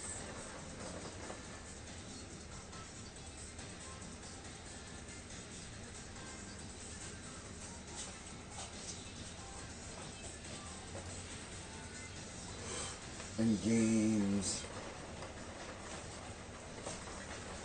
It's becoming the rainy garbage stream.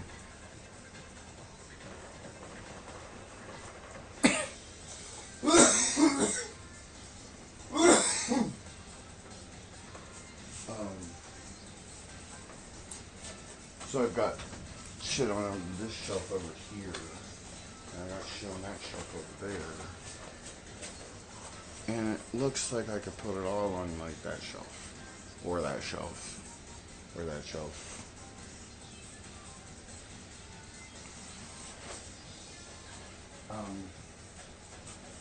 But rotating everything and making the square a rhombus, it's still gonna be square.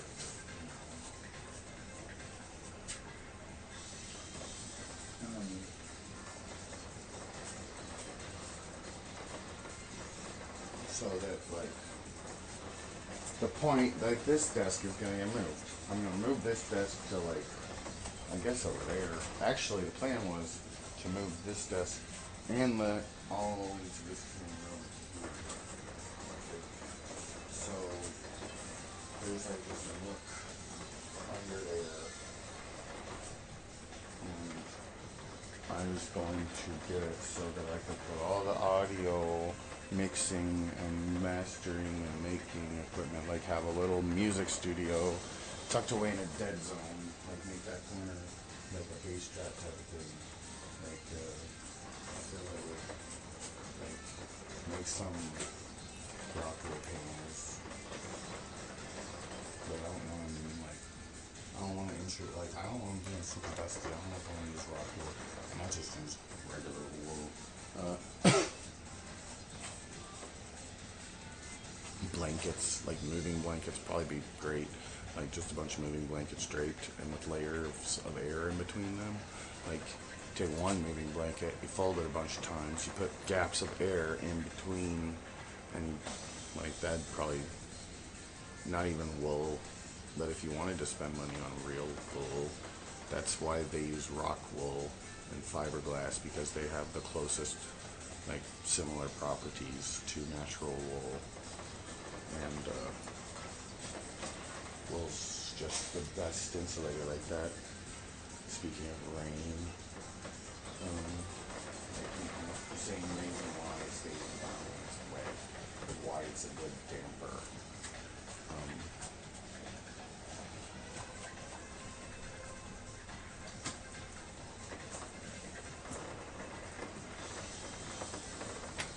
But having a damp corner to record like voiceovers in or something was one thing I wanted to do, was to play through my games and like voice them over kind of more professionally than I do when I stream. And I don't know though. It's a lot of work, but it'd be fun. It might be fun to like do it as you play the game, to kind of like give yourself something to do. I don't know. But then sell the game when you're done playing it and you're done doing all that. Just sell the game. Get rid of it. Never touch it again. Practice making shit and then get rid of it. I don't know though.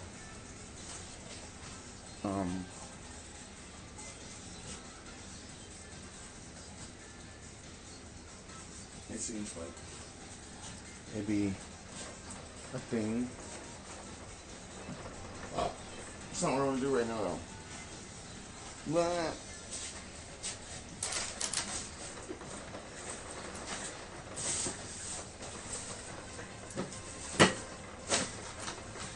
just so much shit.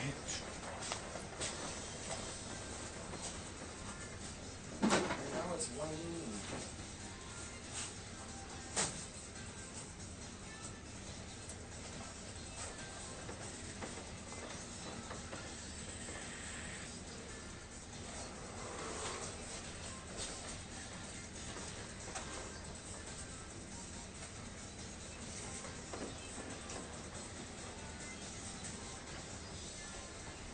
But yeah, it's got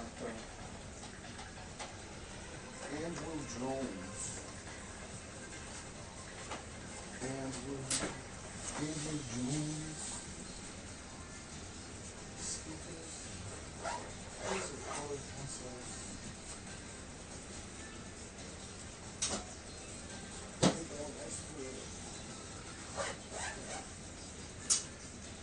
Other pencils. I got this. Windows Mixed Reality headset. I should be using this right now on the floor. Like, I gave it to my brother and he didn't want it. Looks like he never used it. Just never.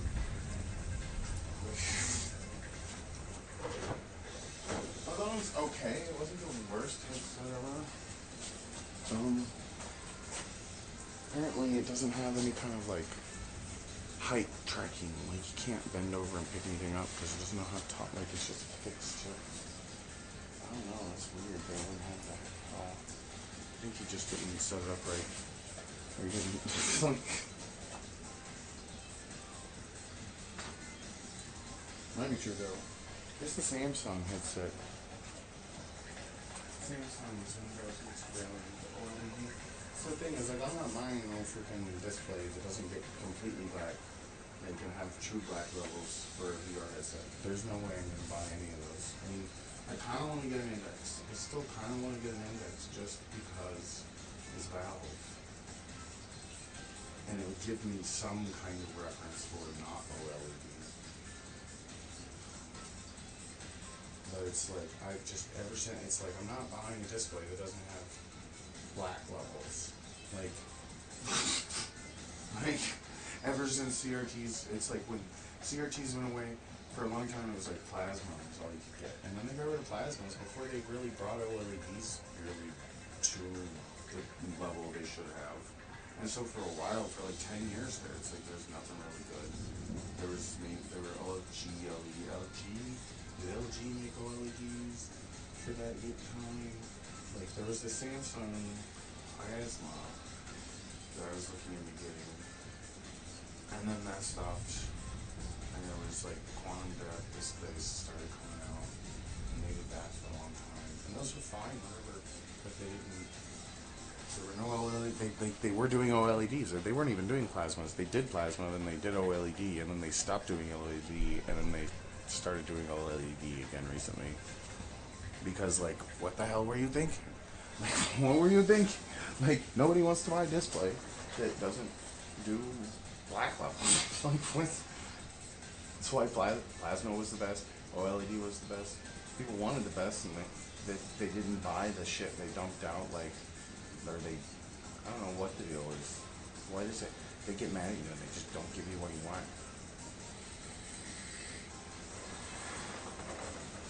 It's raining. Too much hat.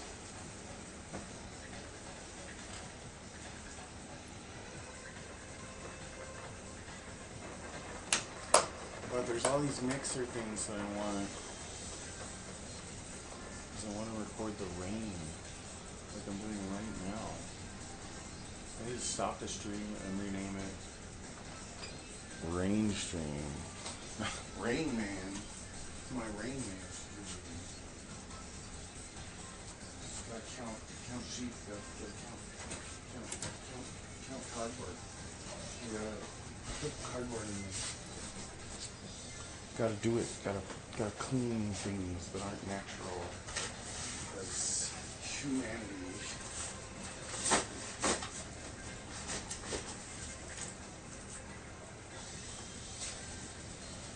It's not your fault. The world is broken. There's incense burner stuff that I don't know what to do with. I don't even have any incense. It's like a pentacle. That one's got a spider web on it.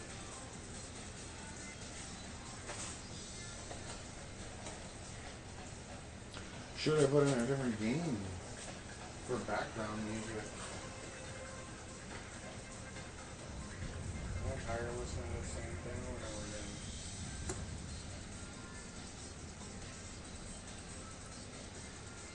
I need to make sure folklore works. Like, so I got folklore. I bought this a long time ago. I had folklore. Folklore.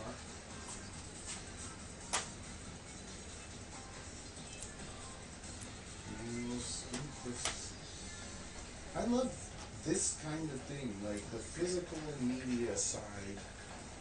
But even it could, like, your shit can get destroyed. There's hurricanes and stuff. So, like, your physical media can get destroyed. And right now they're, like, trying to move away from physical media. It's like, no, this is just fucking plastic and paper and ink. There's no reason why, if this gets destroyed, I shouldn't be able to get it, like, brand new just the same. Like, why wouldn't they want to keep selling something like this? Like, but I mean, if you lose it, you can still like buy most of the games digitally for not very much, which is good. That's a good like insurance plan, but then it's like for just something you could spit out of a computer like very shortly. You know, this kind of thing. This is what like you'd probably be able to like actually physically get something like a PlayStation 3 Blu-ray box and everything, like the whole thing, just printed out of your computer. It's like, here's a PlayStation 3 game, and it all works. It's just like a replicator, like Star Trek replicators. Like, and when you're done with it, you just put it back in the replicator,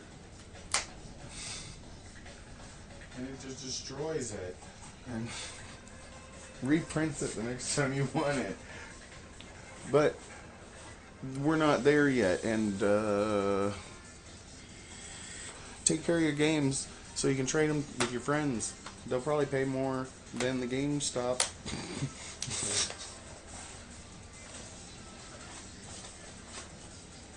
um,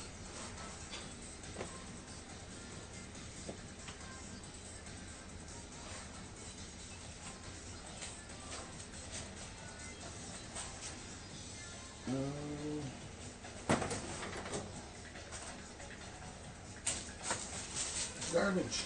Garbage. Oh, guys, garbage.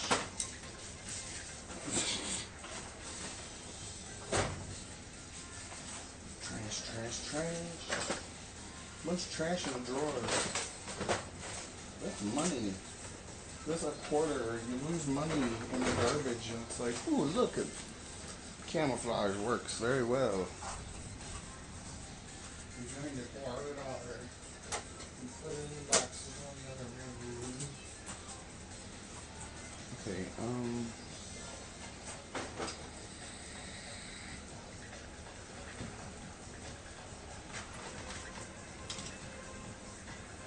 these go.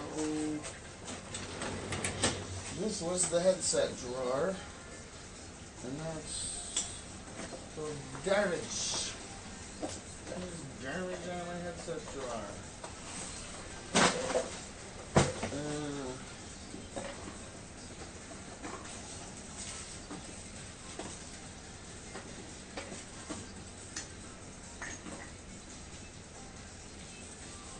Here's garbage before. I mean, that's what what's a headset? It's kind of clothing on your head. It's like a hat. It's like garbs. Okay. Garbage. It's clothes. Clothes are garbage.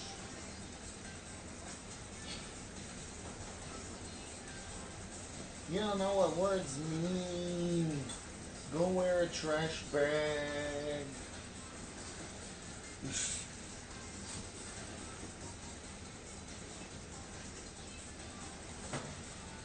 Don't eat garbage.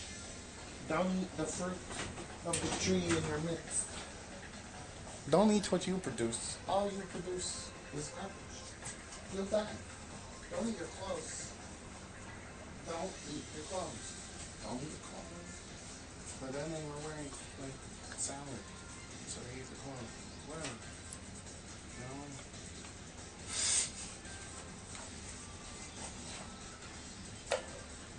What's the sports wear? This was on sale for $5. It's originally $20, whatever it was. It was a size. This is Department 46, Class 3, size 8, style 3741. I don't know what it is. I'm afraid to throw it away. It's not mine. It's in a box of shit.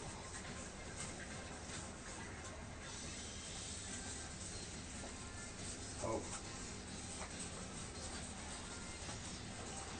See, like,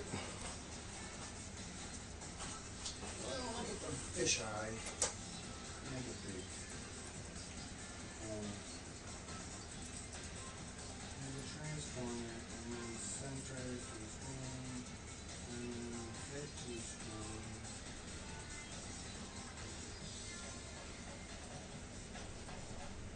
Such a mess. You want to get like a ghostly thing so you can see through it? Filters.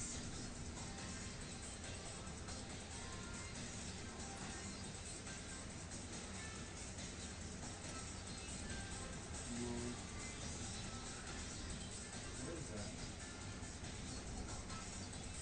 What is that?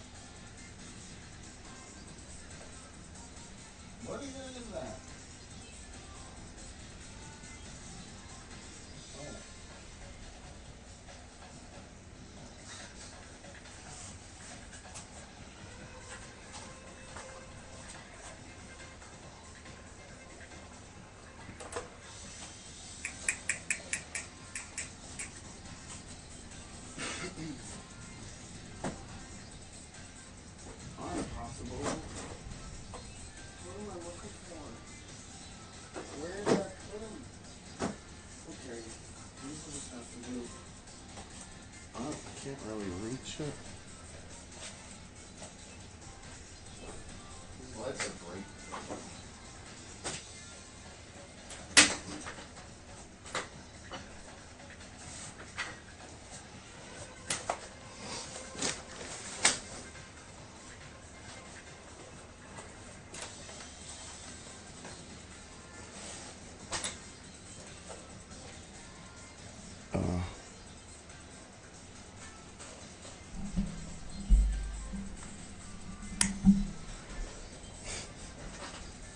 You see the mic?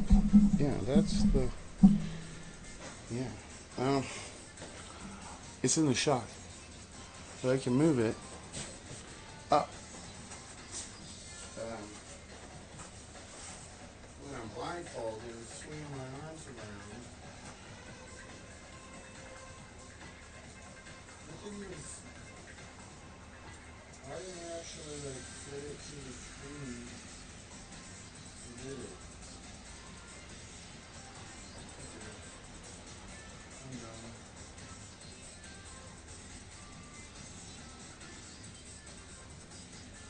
The color's off. You might not actually be off. I need to get my color calibrator on my screen.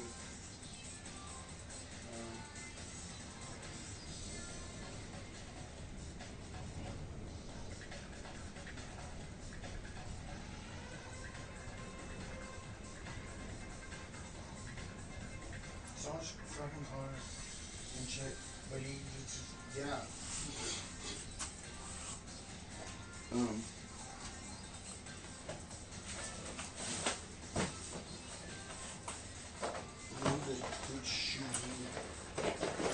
Give me the sushi, dude.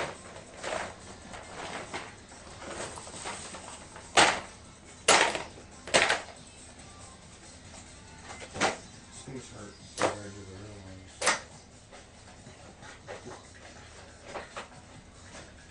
Got them now, 3 feet.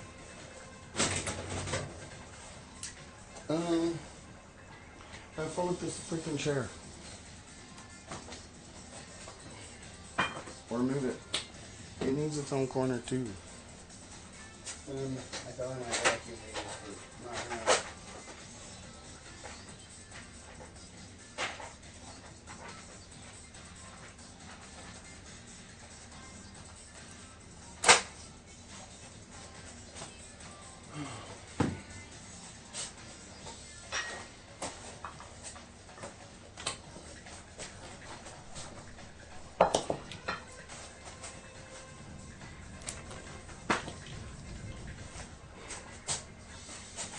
Those stupid mats.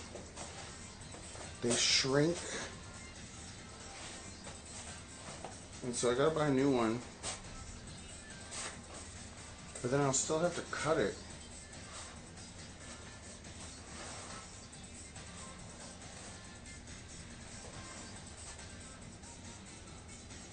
Something's really crooked. Oh, that's not connected over there.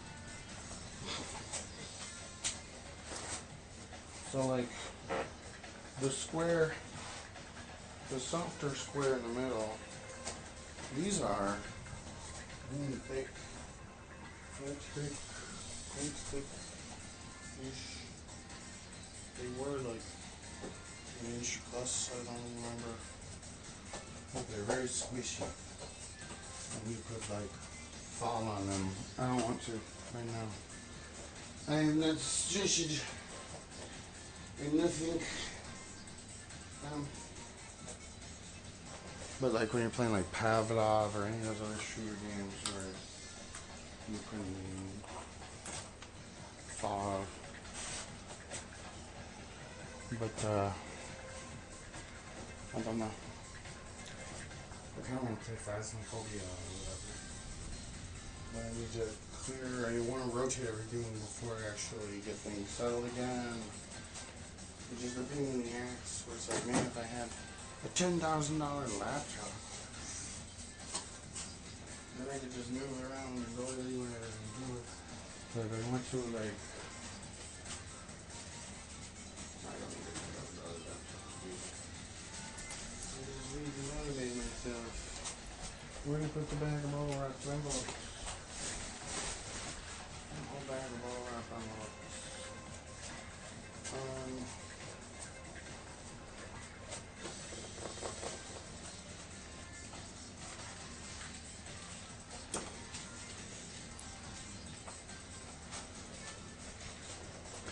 This shit is extended.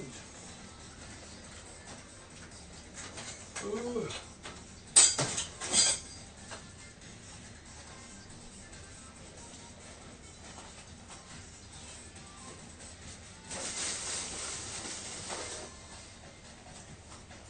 Explosives. One box of explosives. This is fireworks. Right cat. It's climate control. Humidity's controlled out here, so they're probably all okay. Just gonna keep them dry. For now. I got this rat's nest of old cable I just want to throw on a fire. And all that shit. Garbage. Garbage, garbage. Garbage.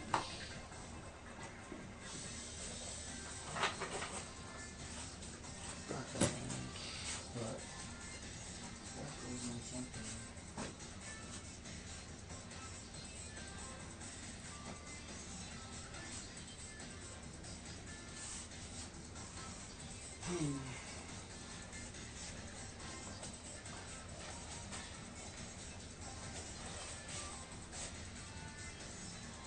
This energizer cable is doing funny things.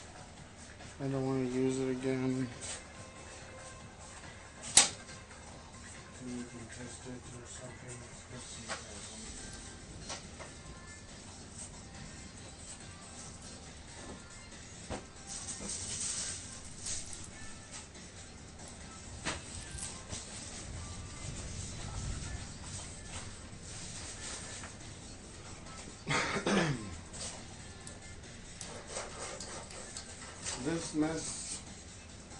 This mess, ooh,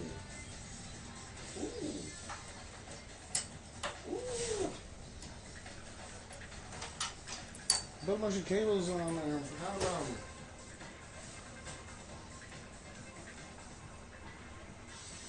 This is the old USB style, you know, this,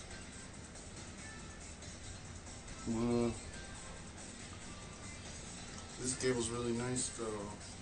I was looking for it to use for my Zoom microphone. And then here, two USB-C cables. I need one to use for an audio interface over here.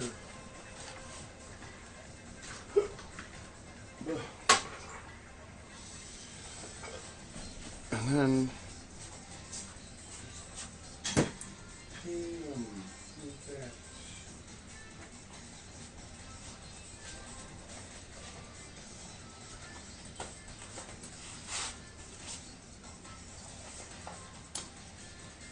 Lift to release. What was this even on? Looks like a tote lid thing or something, like a latch for a lid on a tote.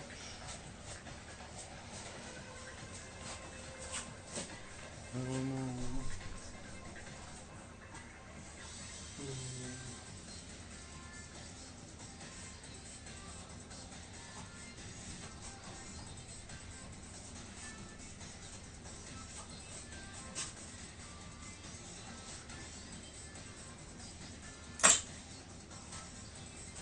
There's a whole sea full of cables.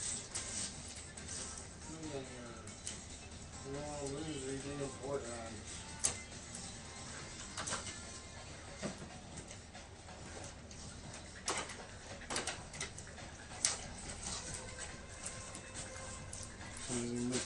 And it's a brand new one. I didn't open it because I needed a longer one from the start. Like, I put my computer over there. My computer's gonna be down here on the bottom shelf of this freaking rack of shit. But then I got a 10-foot USB cable. And it's these. I won't buy like something that just sits around and never gets touched again. I don't know. I really would prefer it. These bulky. The one I can't see. See that? This USB 3, the bigger type B. But you know, you get 10-foot one of those running up the wall, and then there's a USB hub, powered USB hub, with another 10-foot USB cable coming out of it, running across all the way over here, and I got another USB hub, powered USB 3 hub, with another 10-foot USB cable coming out of it, coming all the way down here to this last USB hub, and this one's a little too like.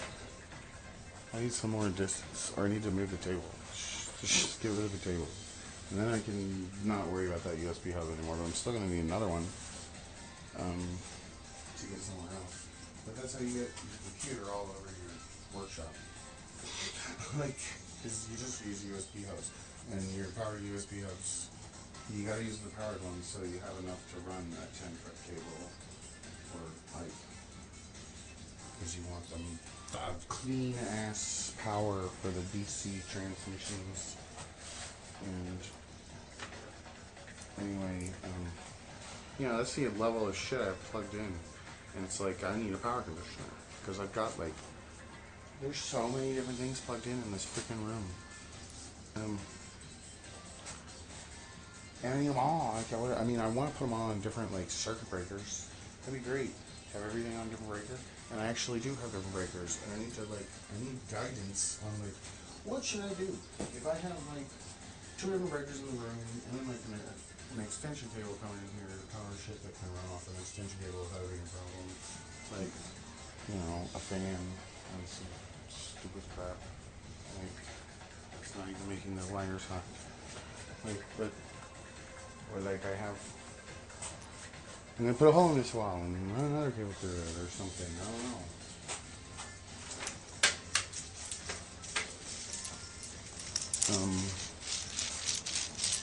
But then you have grounds on different levels, so it's like maybe it'd be best to do that when it's like you have everything that has a ground conductor goes on that circuit, everything that doesn't have a ground conductor goes on that circuit, and the one that's like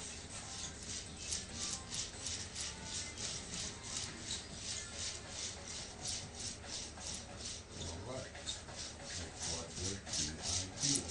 I don't know. Does that standard transistor or tracking on that? That. This is the best thing ever.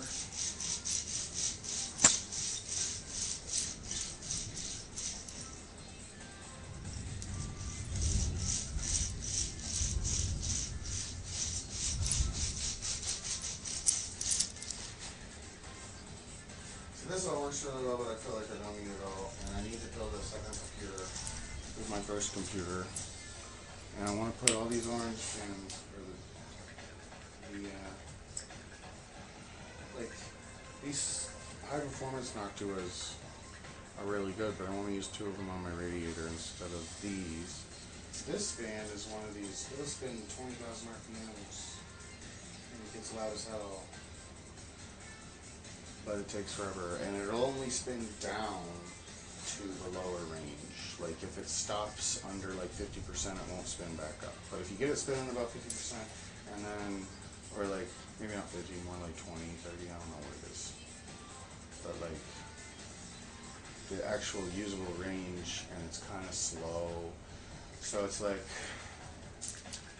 I kind of want to use it like a low, like make a 3-way system, like a left, right, center system for these. Right now I have it in this kind of equilateral cross because I wanted to try it out, like 3-way cross. I don't know what you call it. It's a triangle. Or it's like an asterisk. With only 3 lines. Like a Y. But it's equal. And it's, I think that would be the best way to do it, but it's not like, there's no way to tell it that that's how you have it arranged so that it actually like changes the timing appropriately, and like, I don't know, like the way center is calculated, because they all play a part in center, it's not just a center channel. Like,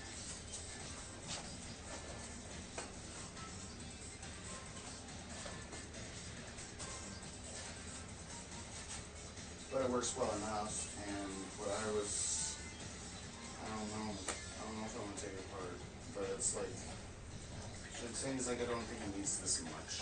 Like, it worked fine with just a little bit, and it'd be good to have, like, I don't know, you get back in and test it out some more, because it was actually really cool. It's collecting dust, there's cobwebs on it.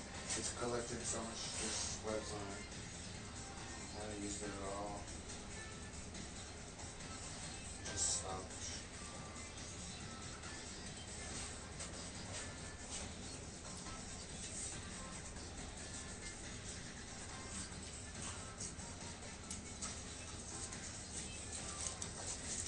Cardboard, trash.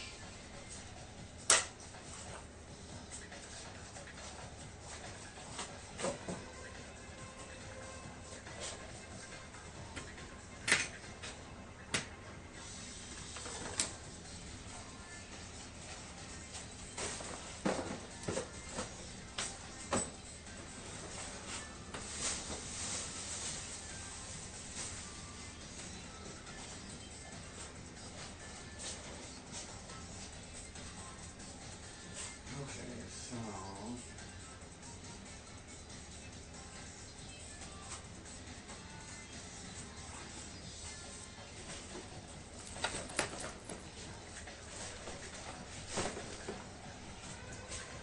yeah, but it's more talking to yourself. And it's noting too. I'm just taking notes with myself, and maybe there's other people. I don't know. It seems like an acceptance factor. Like, the more you're willing to accept the way you're doing is kind of schizophrenic, the less schizophrenic it makes you. I don't know. It depends, though. It's weird. It's like a trauma structure. Like, how does it make someone crazy to talk to themselves? Like, when does that make someone crazy? Maybe when they're like warped to not. Everybody talks to everybody. Except, I mean, you must have something wrong with your brain if you don't. Like,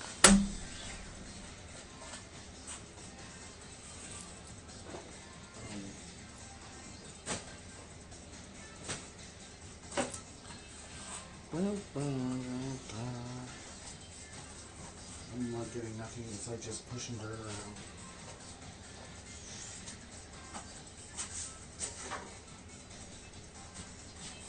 Get the vacuum. Don't show the dirt. I need to move things around so I can vacuum where I haven't vacuumed yet.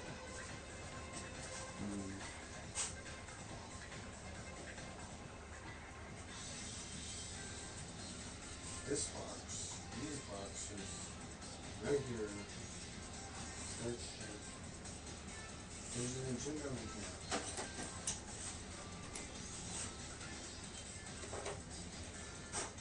It's dirty. It's a dirty Nintendo. It's broken dirty Nintendo that I colored on when I was a kid.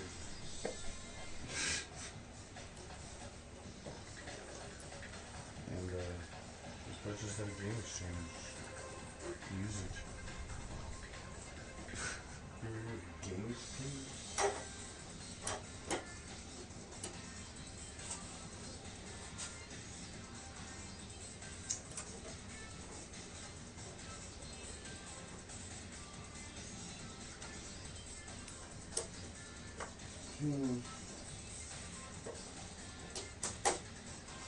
want to plug it in.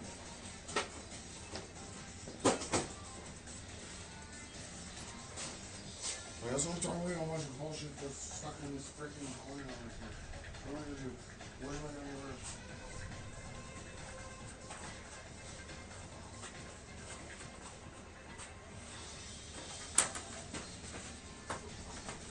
More of these envelopes. This one's cardboard.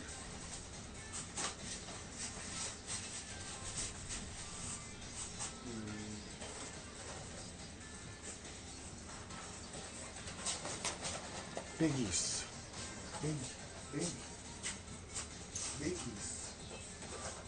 The biggies. Oh my gosh.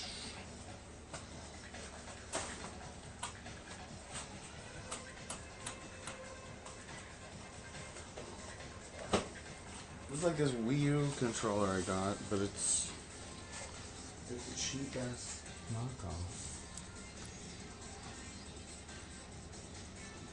But I was like, it's really not. And look at it.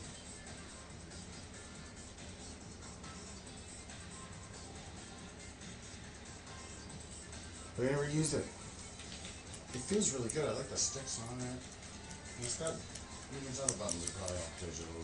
Because, you know what, sticks. Be good for something. It feels nice in the hands. I like this design. It really doesn't feel nice. It feels kind of terrible. But it's like there's some leverage on it. Like, I don't know. I like symmetrical sticks. What can we say? This is going in the basket. Where did I put the basket? Over there.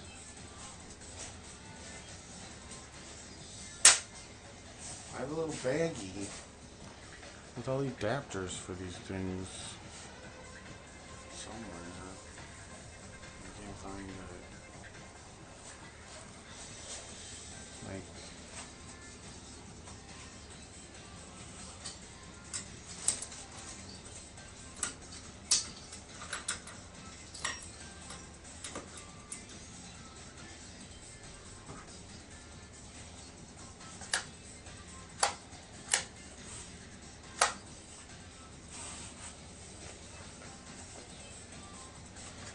there's this old Samsung Dex thing that I actually wanted to use. I like this whole but then I don't like this. It's no fun to plug in over and over again with that USB port. I do not like that. The little tiny USB ports are very delicate, and it seems like you would want the little tiny one for the thing that you just plug it in once and you never touch it again, and you don't bump it in, like you don't bump into it or anything. Like the thing that never moves, that you plug into a USB port, that you never put in your pocket, nothing. That's what this tiny little USB ports seem appropriate for. Like, that's the tiny little delicate port that goes inside the computer, like on the motherboard, like for plugging in like a USB hard drive that is in, like, you know what I mean? Like it's this tiny little sensitive port. You want the bigger one on the thing that goes in your pocket. Like, I want like something that isn't gonna break that goes in my pocket, and the bigger one doesn't even seem like the right thing. Like, I don't even think you should need a data port on a device like that. Like, it's a wireless device. It doesn't need a data port. Like, it can transmit data without wires. Like, what you need is like the only port on it needs to be like the headphone jack and the charging port, and it should just be like 2 barrel connectors. Like, because that's the standard. Those are the standard things. Like something like a barrel connector, just headphones and a freaking power. And you know, you can even like make it the same thing. Like, oh my god, get this, right? Like, you could have a feedback circuit, and the charging port could be the headphone port.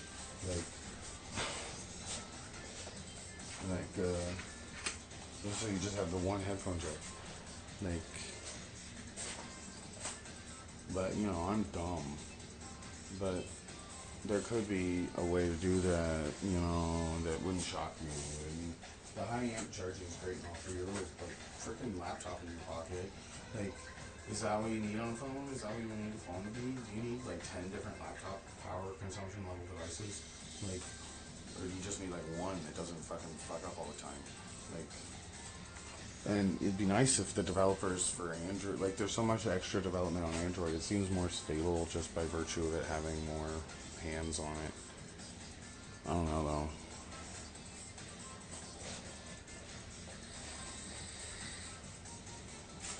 It's really not that stable when you consider like the amount, I don't know.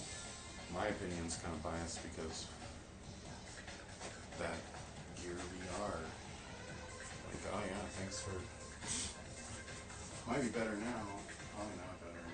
I need to get that Oculus Go or whatever. Spend $200, it's only $200. So long ago. Still, can't play those games. The whole thing was nice. I like the Samsung thing, where it was like you actually use your apps from inside your VR, from your phone. And it was like the one, it was just your phone and the VR. Like you had the same mobile shit that turned into Oculus, but they threw out the fucking notion of making it the same device as your phone, like, so you didn't, it's like a minimalist thing. It's like, no, I don't want 10 different freaking devices when I can just have, like, this thing that goes on my phone, and then I can put it on my face if I want. Like, that made a whole fucking lot of sense, which is why I bought into it, like, 3 generations down the road, you know? And then they just, no, so goodbye.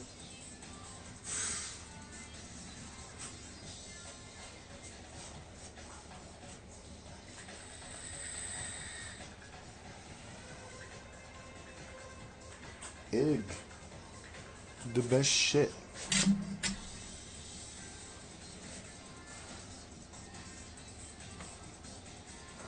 Need a.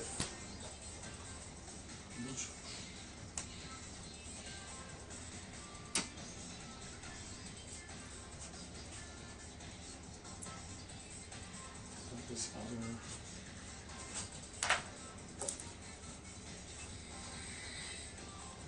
Dimmer. La Casa Dimmer. But I don't have anything to put it on. There's a dimmer for dimming lights. And you put it on lights somewhere outdoors. Let's go outside.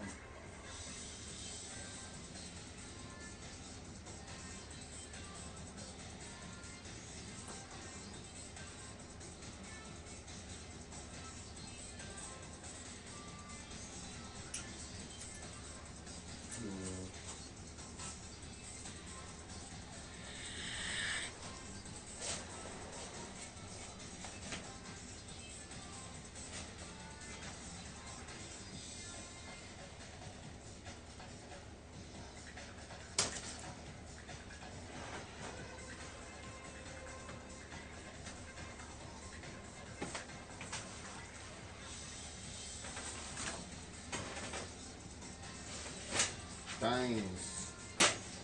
How many dimes do I have to find?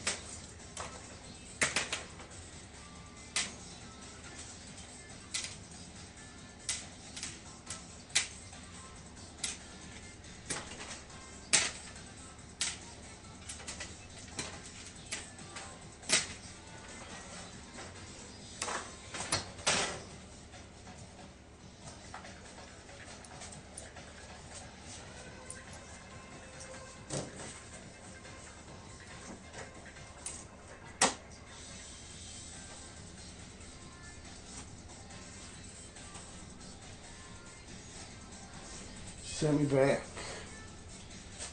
Ugh.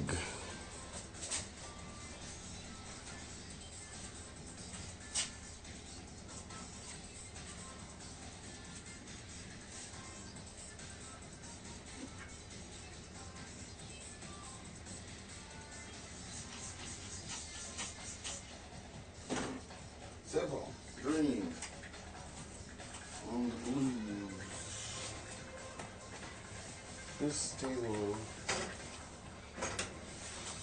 Table, side table, table.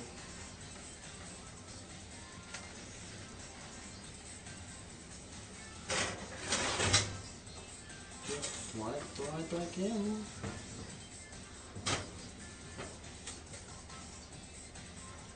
Goodbye, world, says.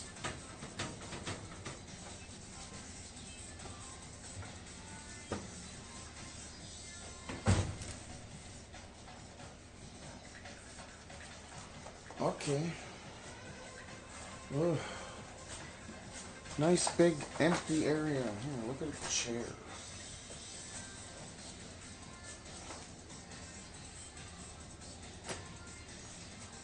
Mm.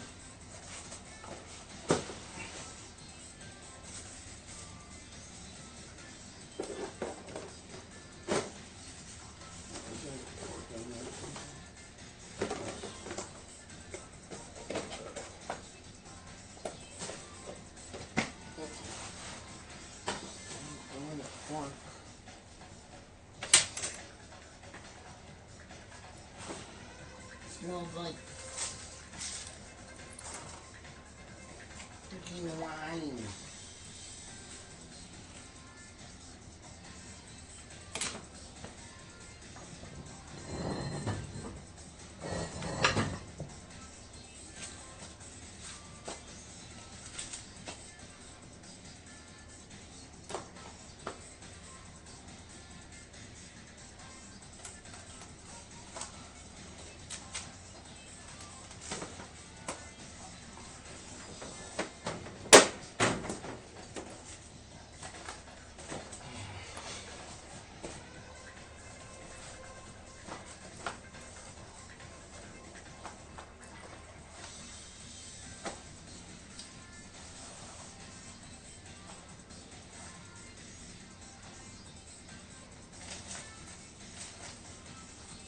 For real.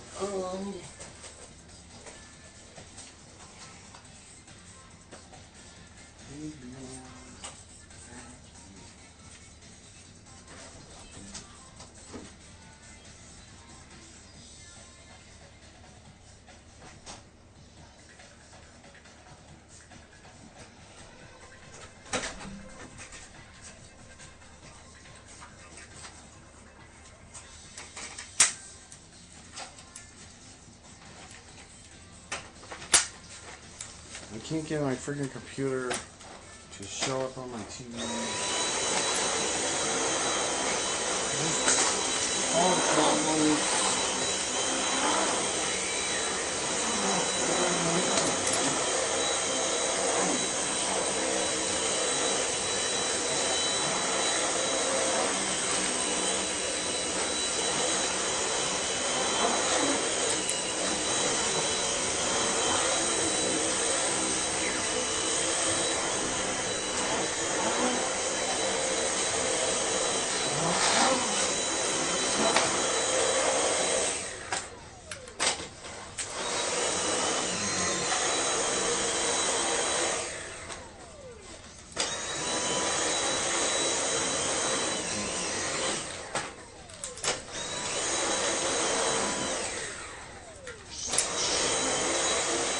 Shit everywhere. Just shit. Shit everywhere. Shit. Shit everywhere. Shit everywhere. Shit everywhere. Shit everywhere. And shit everywhere. Shitting everywhere. Shit. Should I put a different game? Just don't repeat this music forever. I don't even leave the screen on.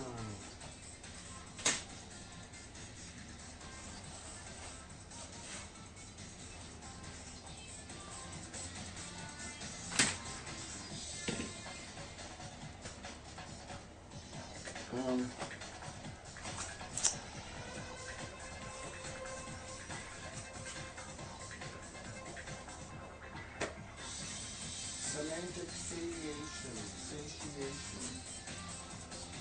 I played the song so many times, it doesn't mean anything anymore. So I can't get a copyright strike.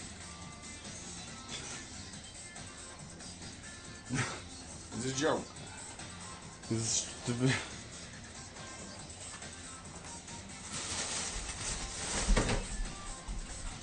Ooh.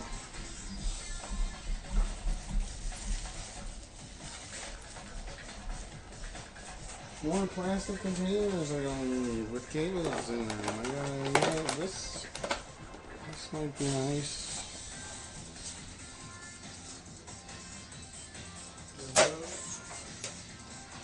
This, I don't know what that emails to.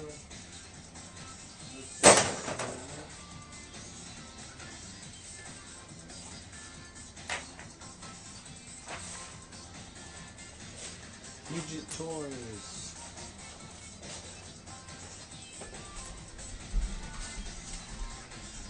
Great parts cleaner.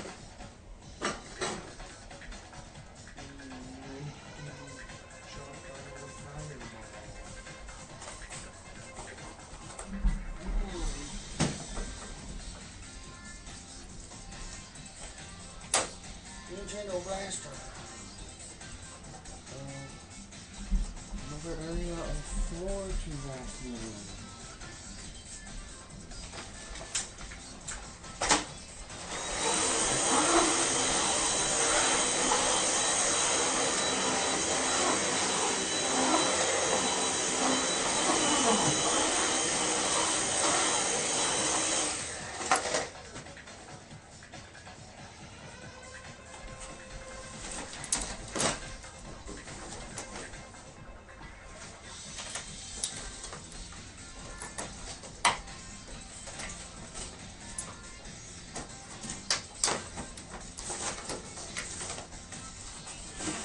Nintendo junk.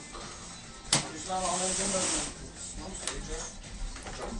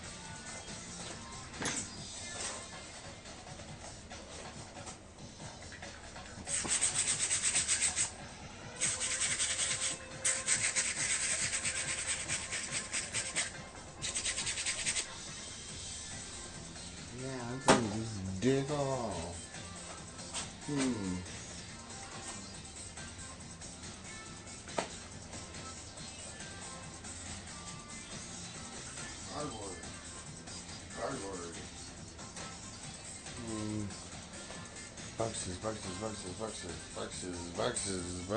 I need a break. I need a glass of water. And a change of music. I wish I knew what I had that was royalty free that I could play. It'd be nice if I could put on a record and not have to worry about stuff. Because like 5.1, you know? Yeah, this 5.1 ambisonic recording on my speakers. What could I possibly play? I've got Rhapsody in Blue, but it skips.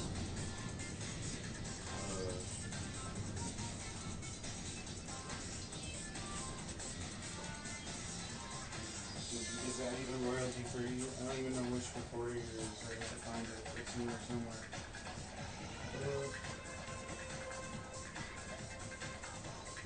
I mean, I have it on super audio CD too. But, like, I don't think that's royalty free, you know? Like, am I gonna get... I don't know. It's so old. What can I do? I don't know. It'd be nice to know what to play in my collection that I'm not gonna get like slapped on the wrist for because it's old enough to be like within the public domain. I don't know. I don't want to like upload anything directly either, you know, like I just want to record it so it's like this is what it sounds like to have a multi-channel album, or like this is why I like vinyl over a CD. Like it just sounds better in stereo. It's just, it does its own thing. It is a stereo instrument in and of itself. Like, so it has, like, the noise, the groove has, it moves. You feel like you're moving with it. I like it.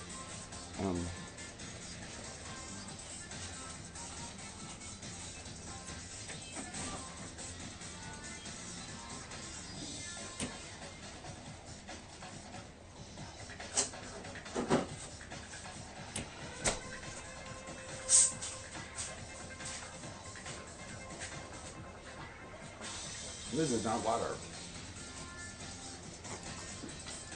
It is green bottle drink. Green drink. Green drink's my favorite. I mean, I like black drink, but green drink.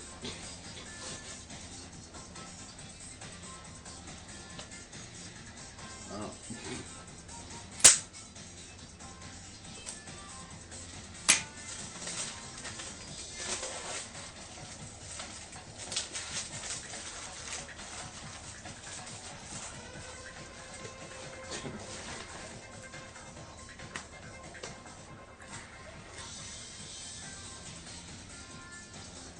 Yes.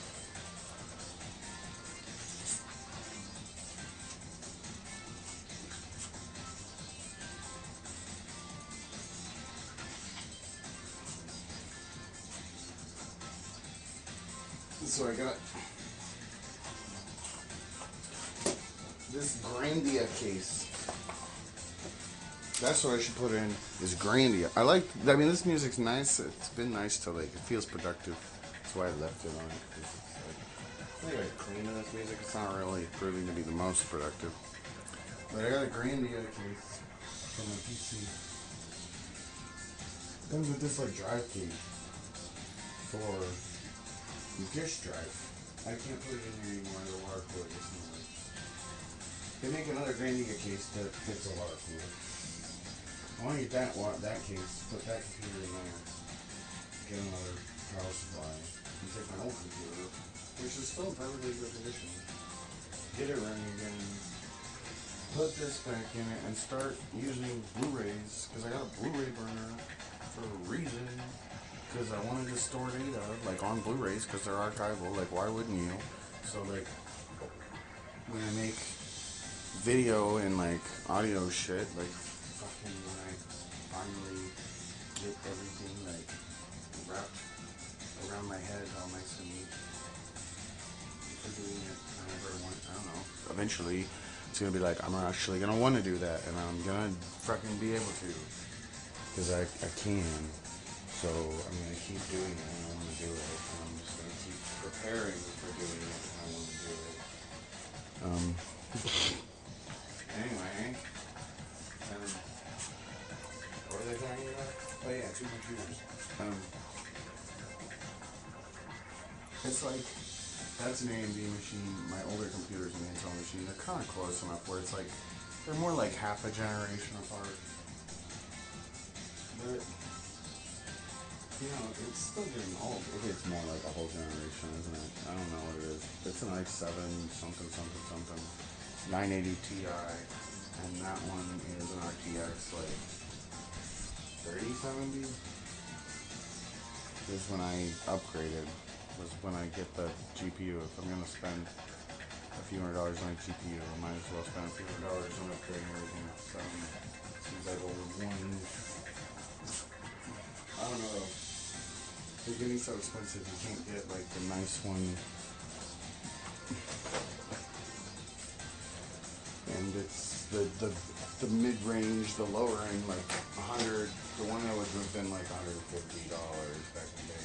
Back in the day, you get like the 80. The one that's under $100, like is 70, 80, whatever.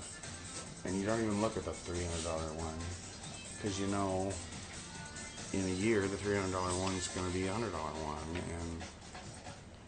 But nowadays, they're like $700. And the $200 one's $500, and the $100 one's $150, $200, I don't know, blah. It's fine. My DVD burner won't fit, and I can't burn any discs, and I want to. You know, I never used like DVD RAMs. And that seems like it would have been fun. Why can't we burn Super Audio CDs? I want to burn a Super Audio CD. If I want to make 5.1 stuff, put it on a disc. Mail to people. Or like, I don't know. Who knows?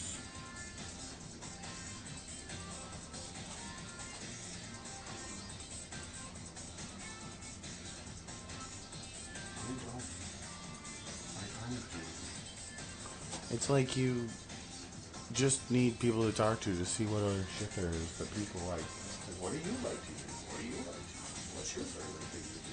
What's your workflow look like? And then it's like, it's almost patronizing. It's like, why would you ask someone? Like, that's my bread and butter. I'm just trying to be literate. In a sense.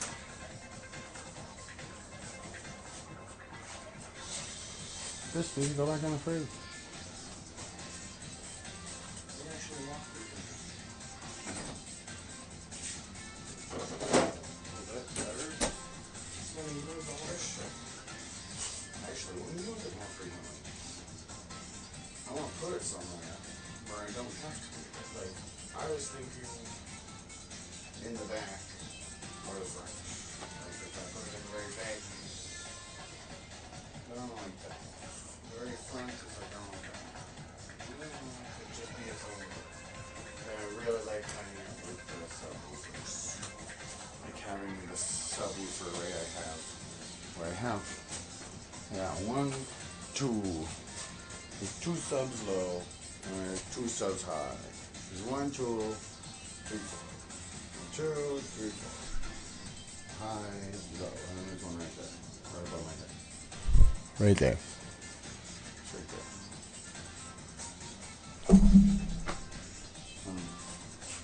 So there's a lot of bass control out here, and I like it. It is what I like. I grew up making music on a bass clef.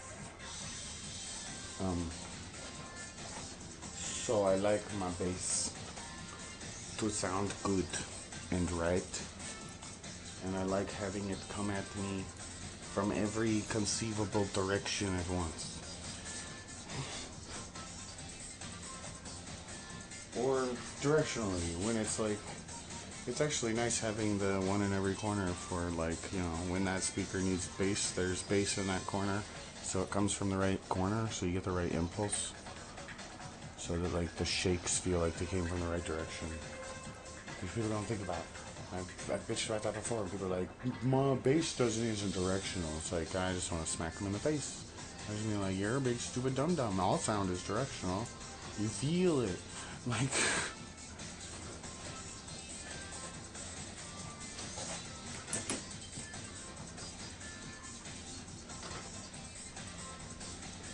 but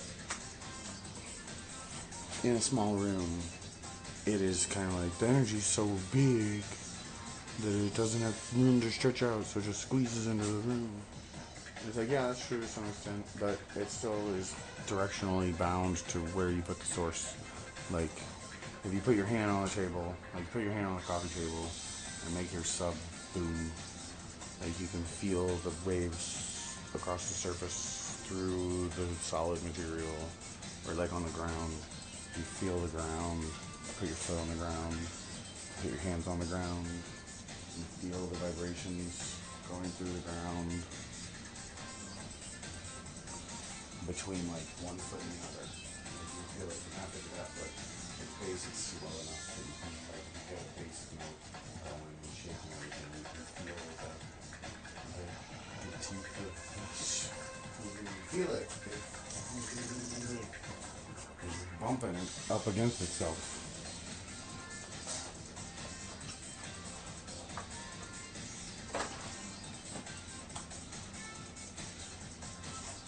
And like, you know, it's moving mostly away from my source chip. I don't want to go back. It's energetically opposed to going there. It's like, where it came from. I wouldn't turn all the way back around. It's like,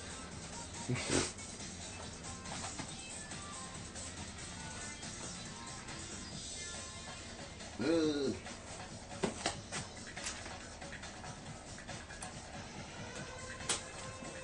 It's like I'm on an Easter egg hunt for garbage. Just dollars. There's cards in here. Pokemon cards. Airspray. The Whispering Meadows. An LED light bulb.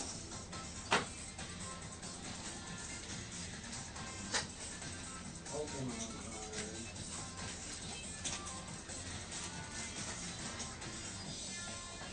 More Pokemon cards.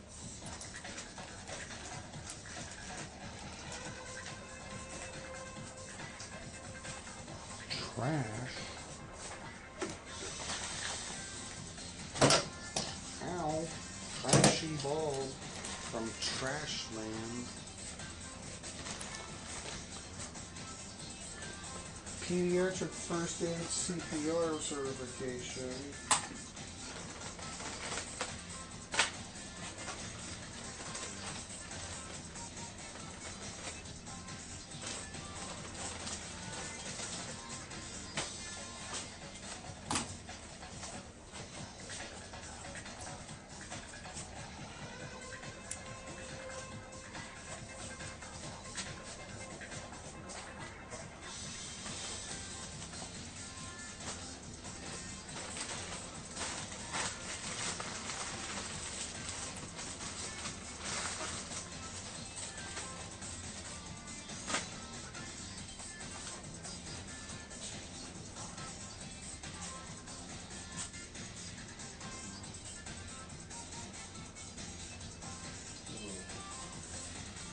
Jesus, someone's gone for 4 hours.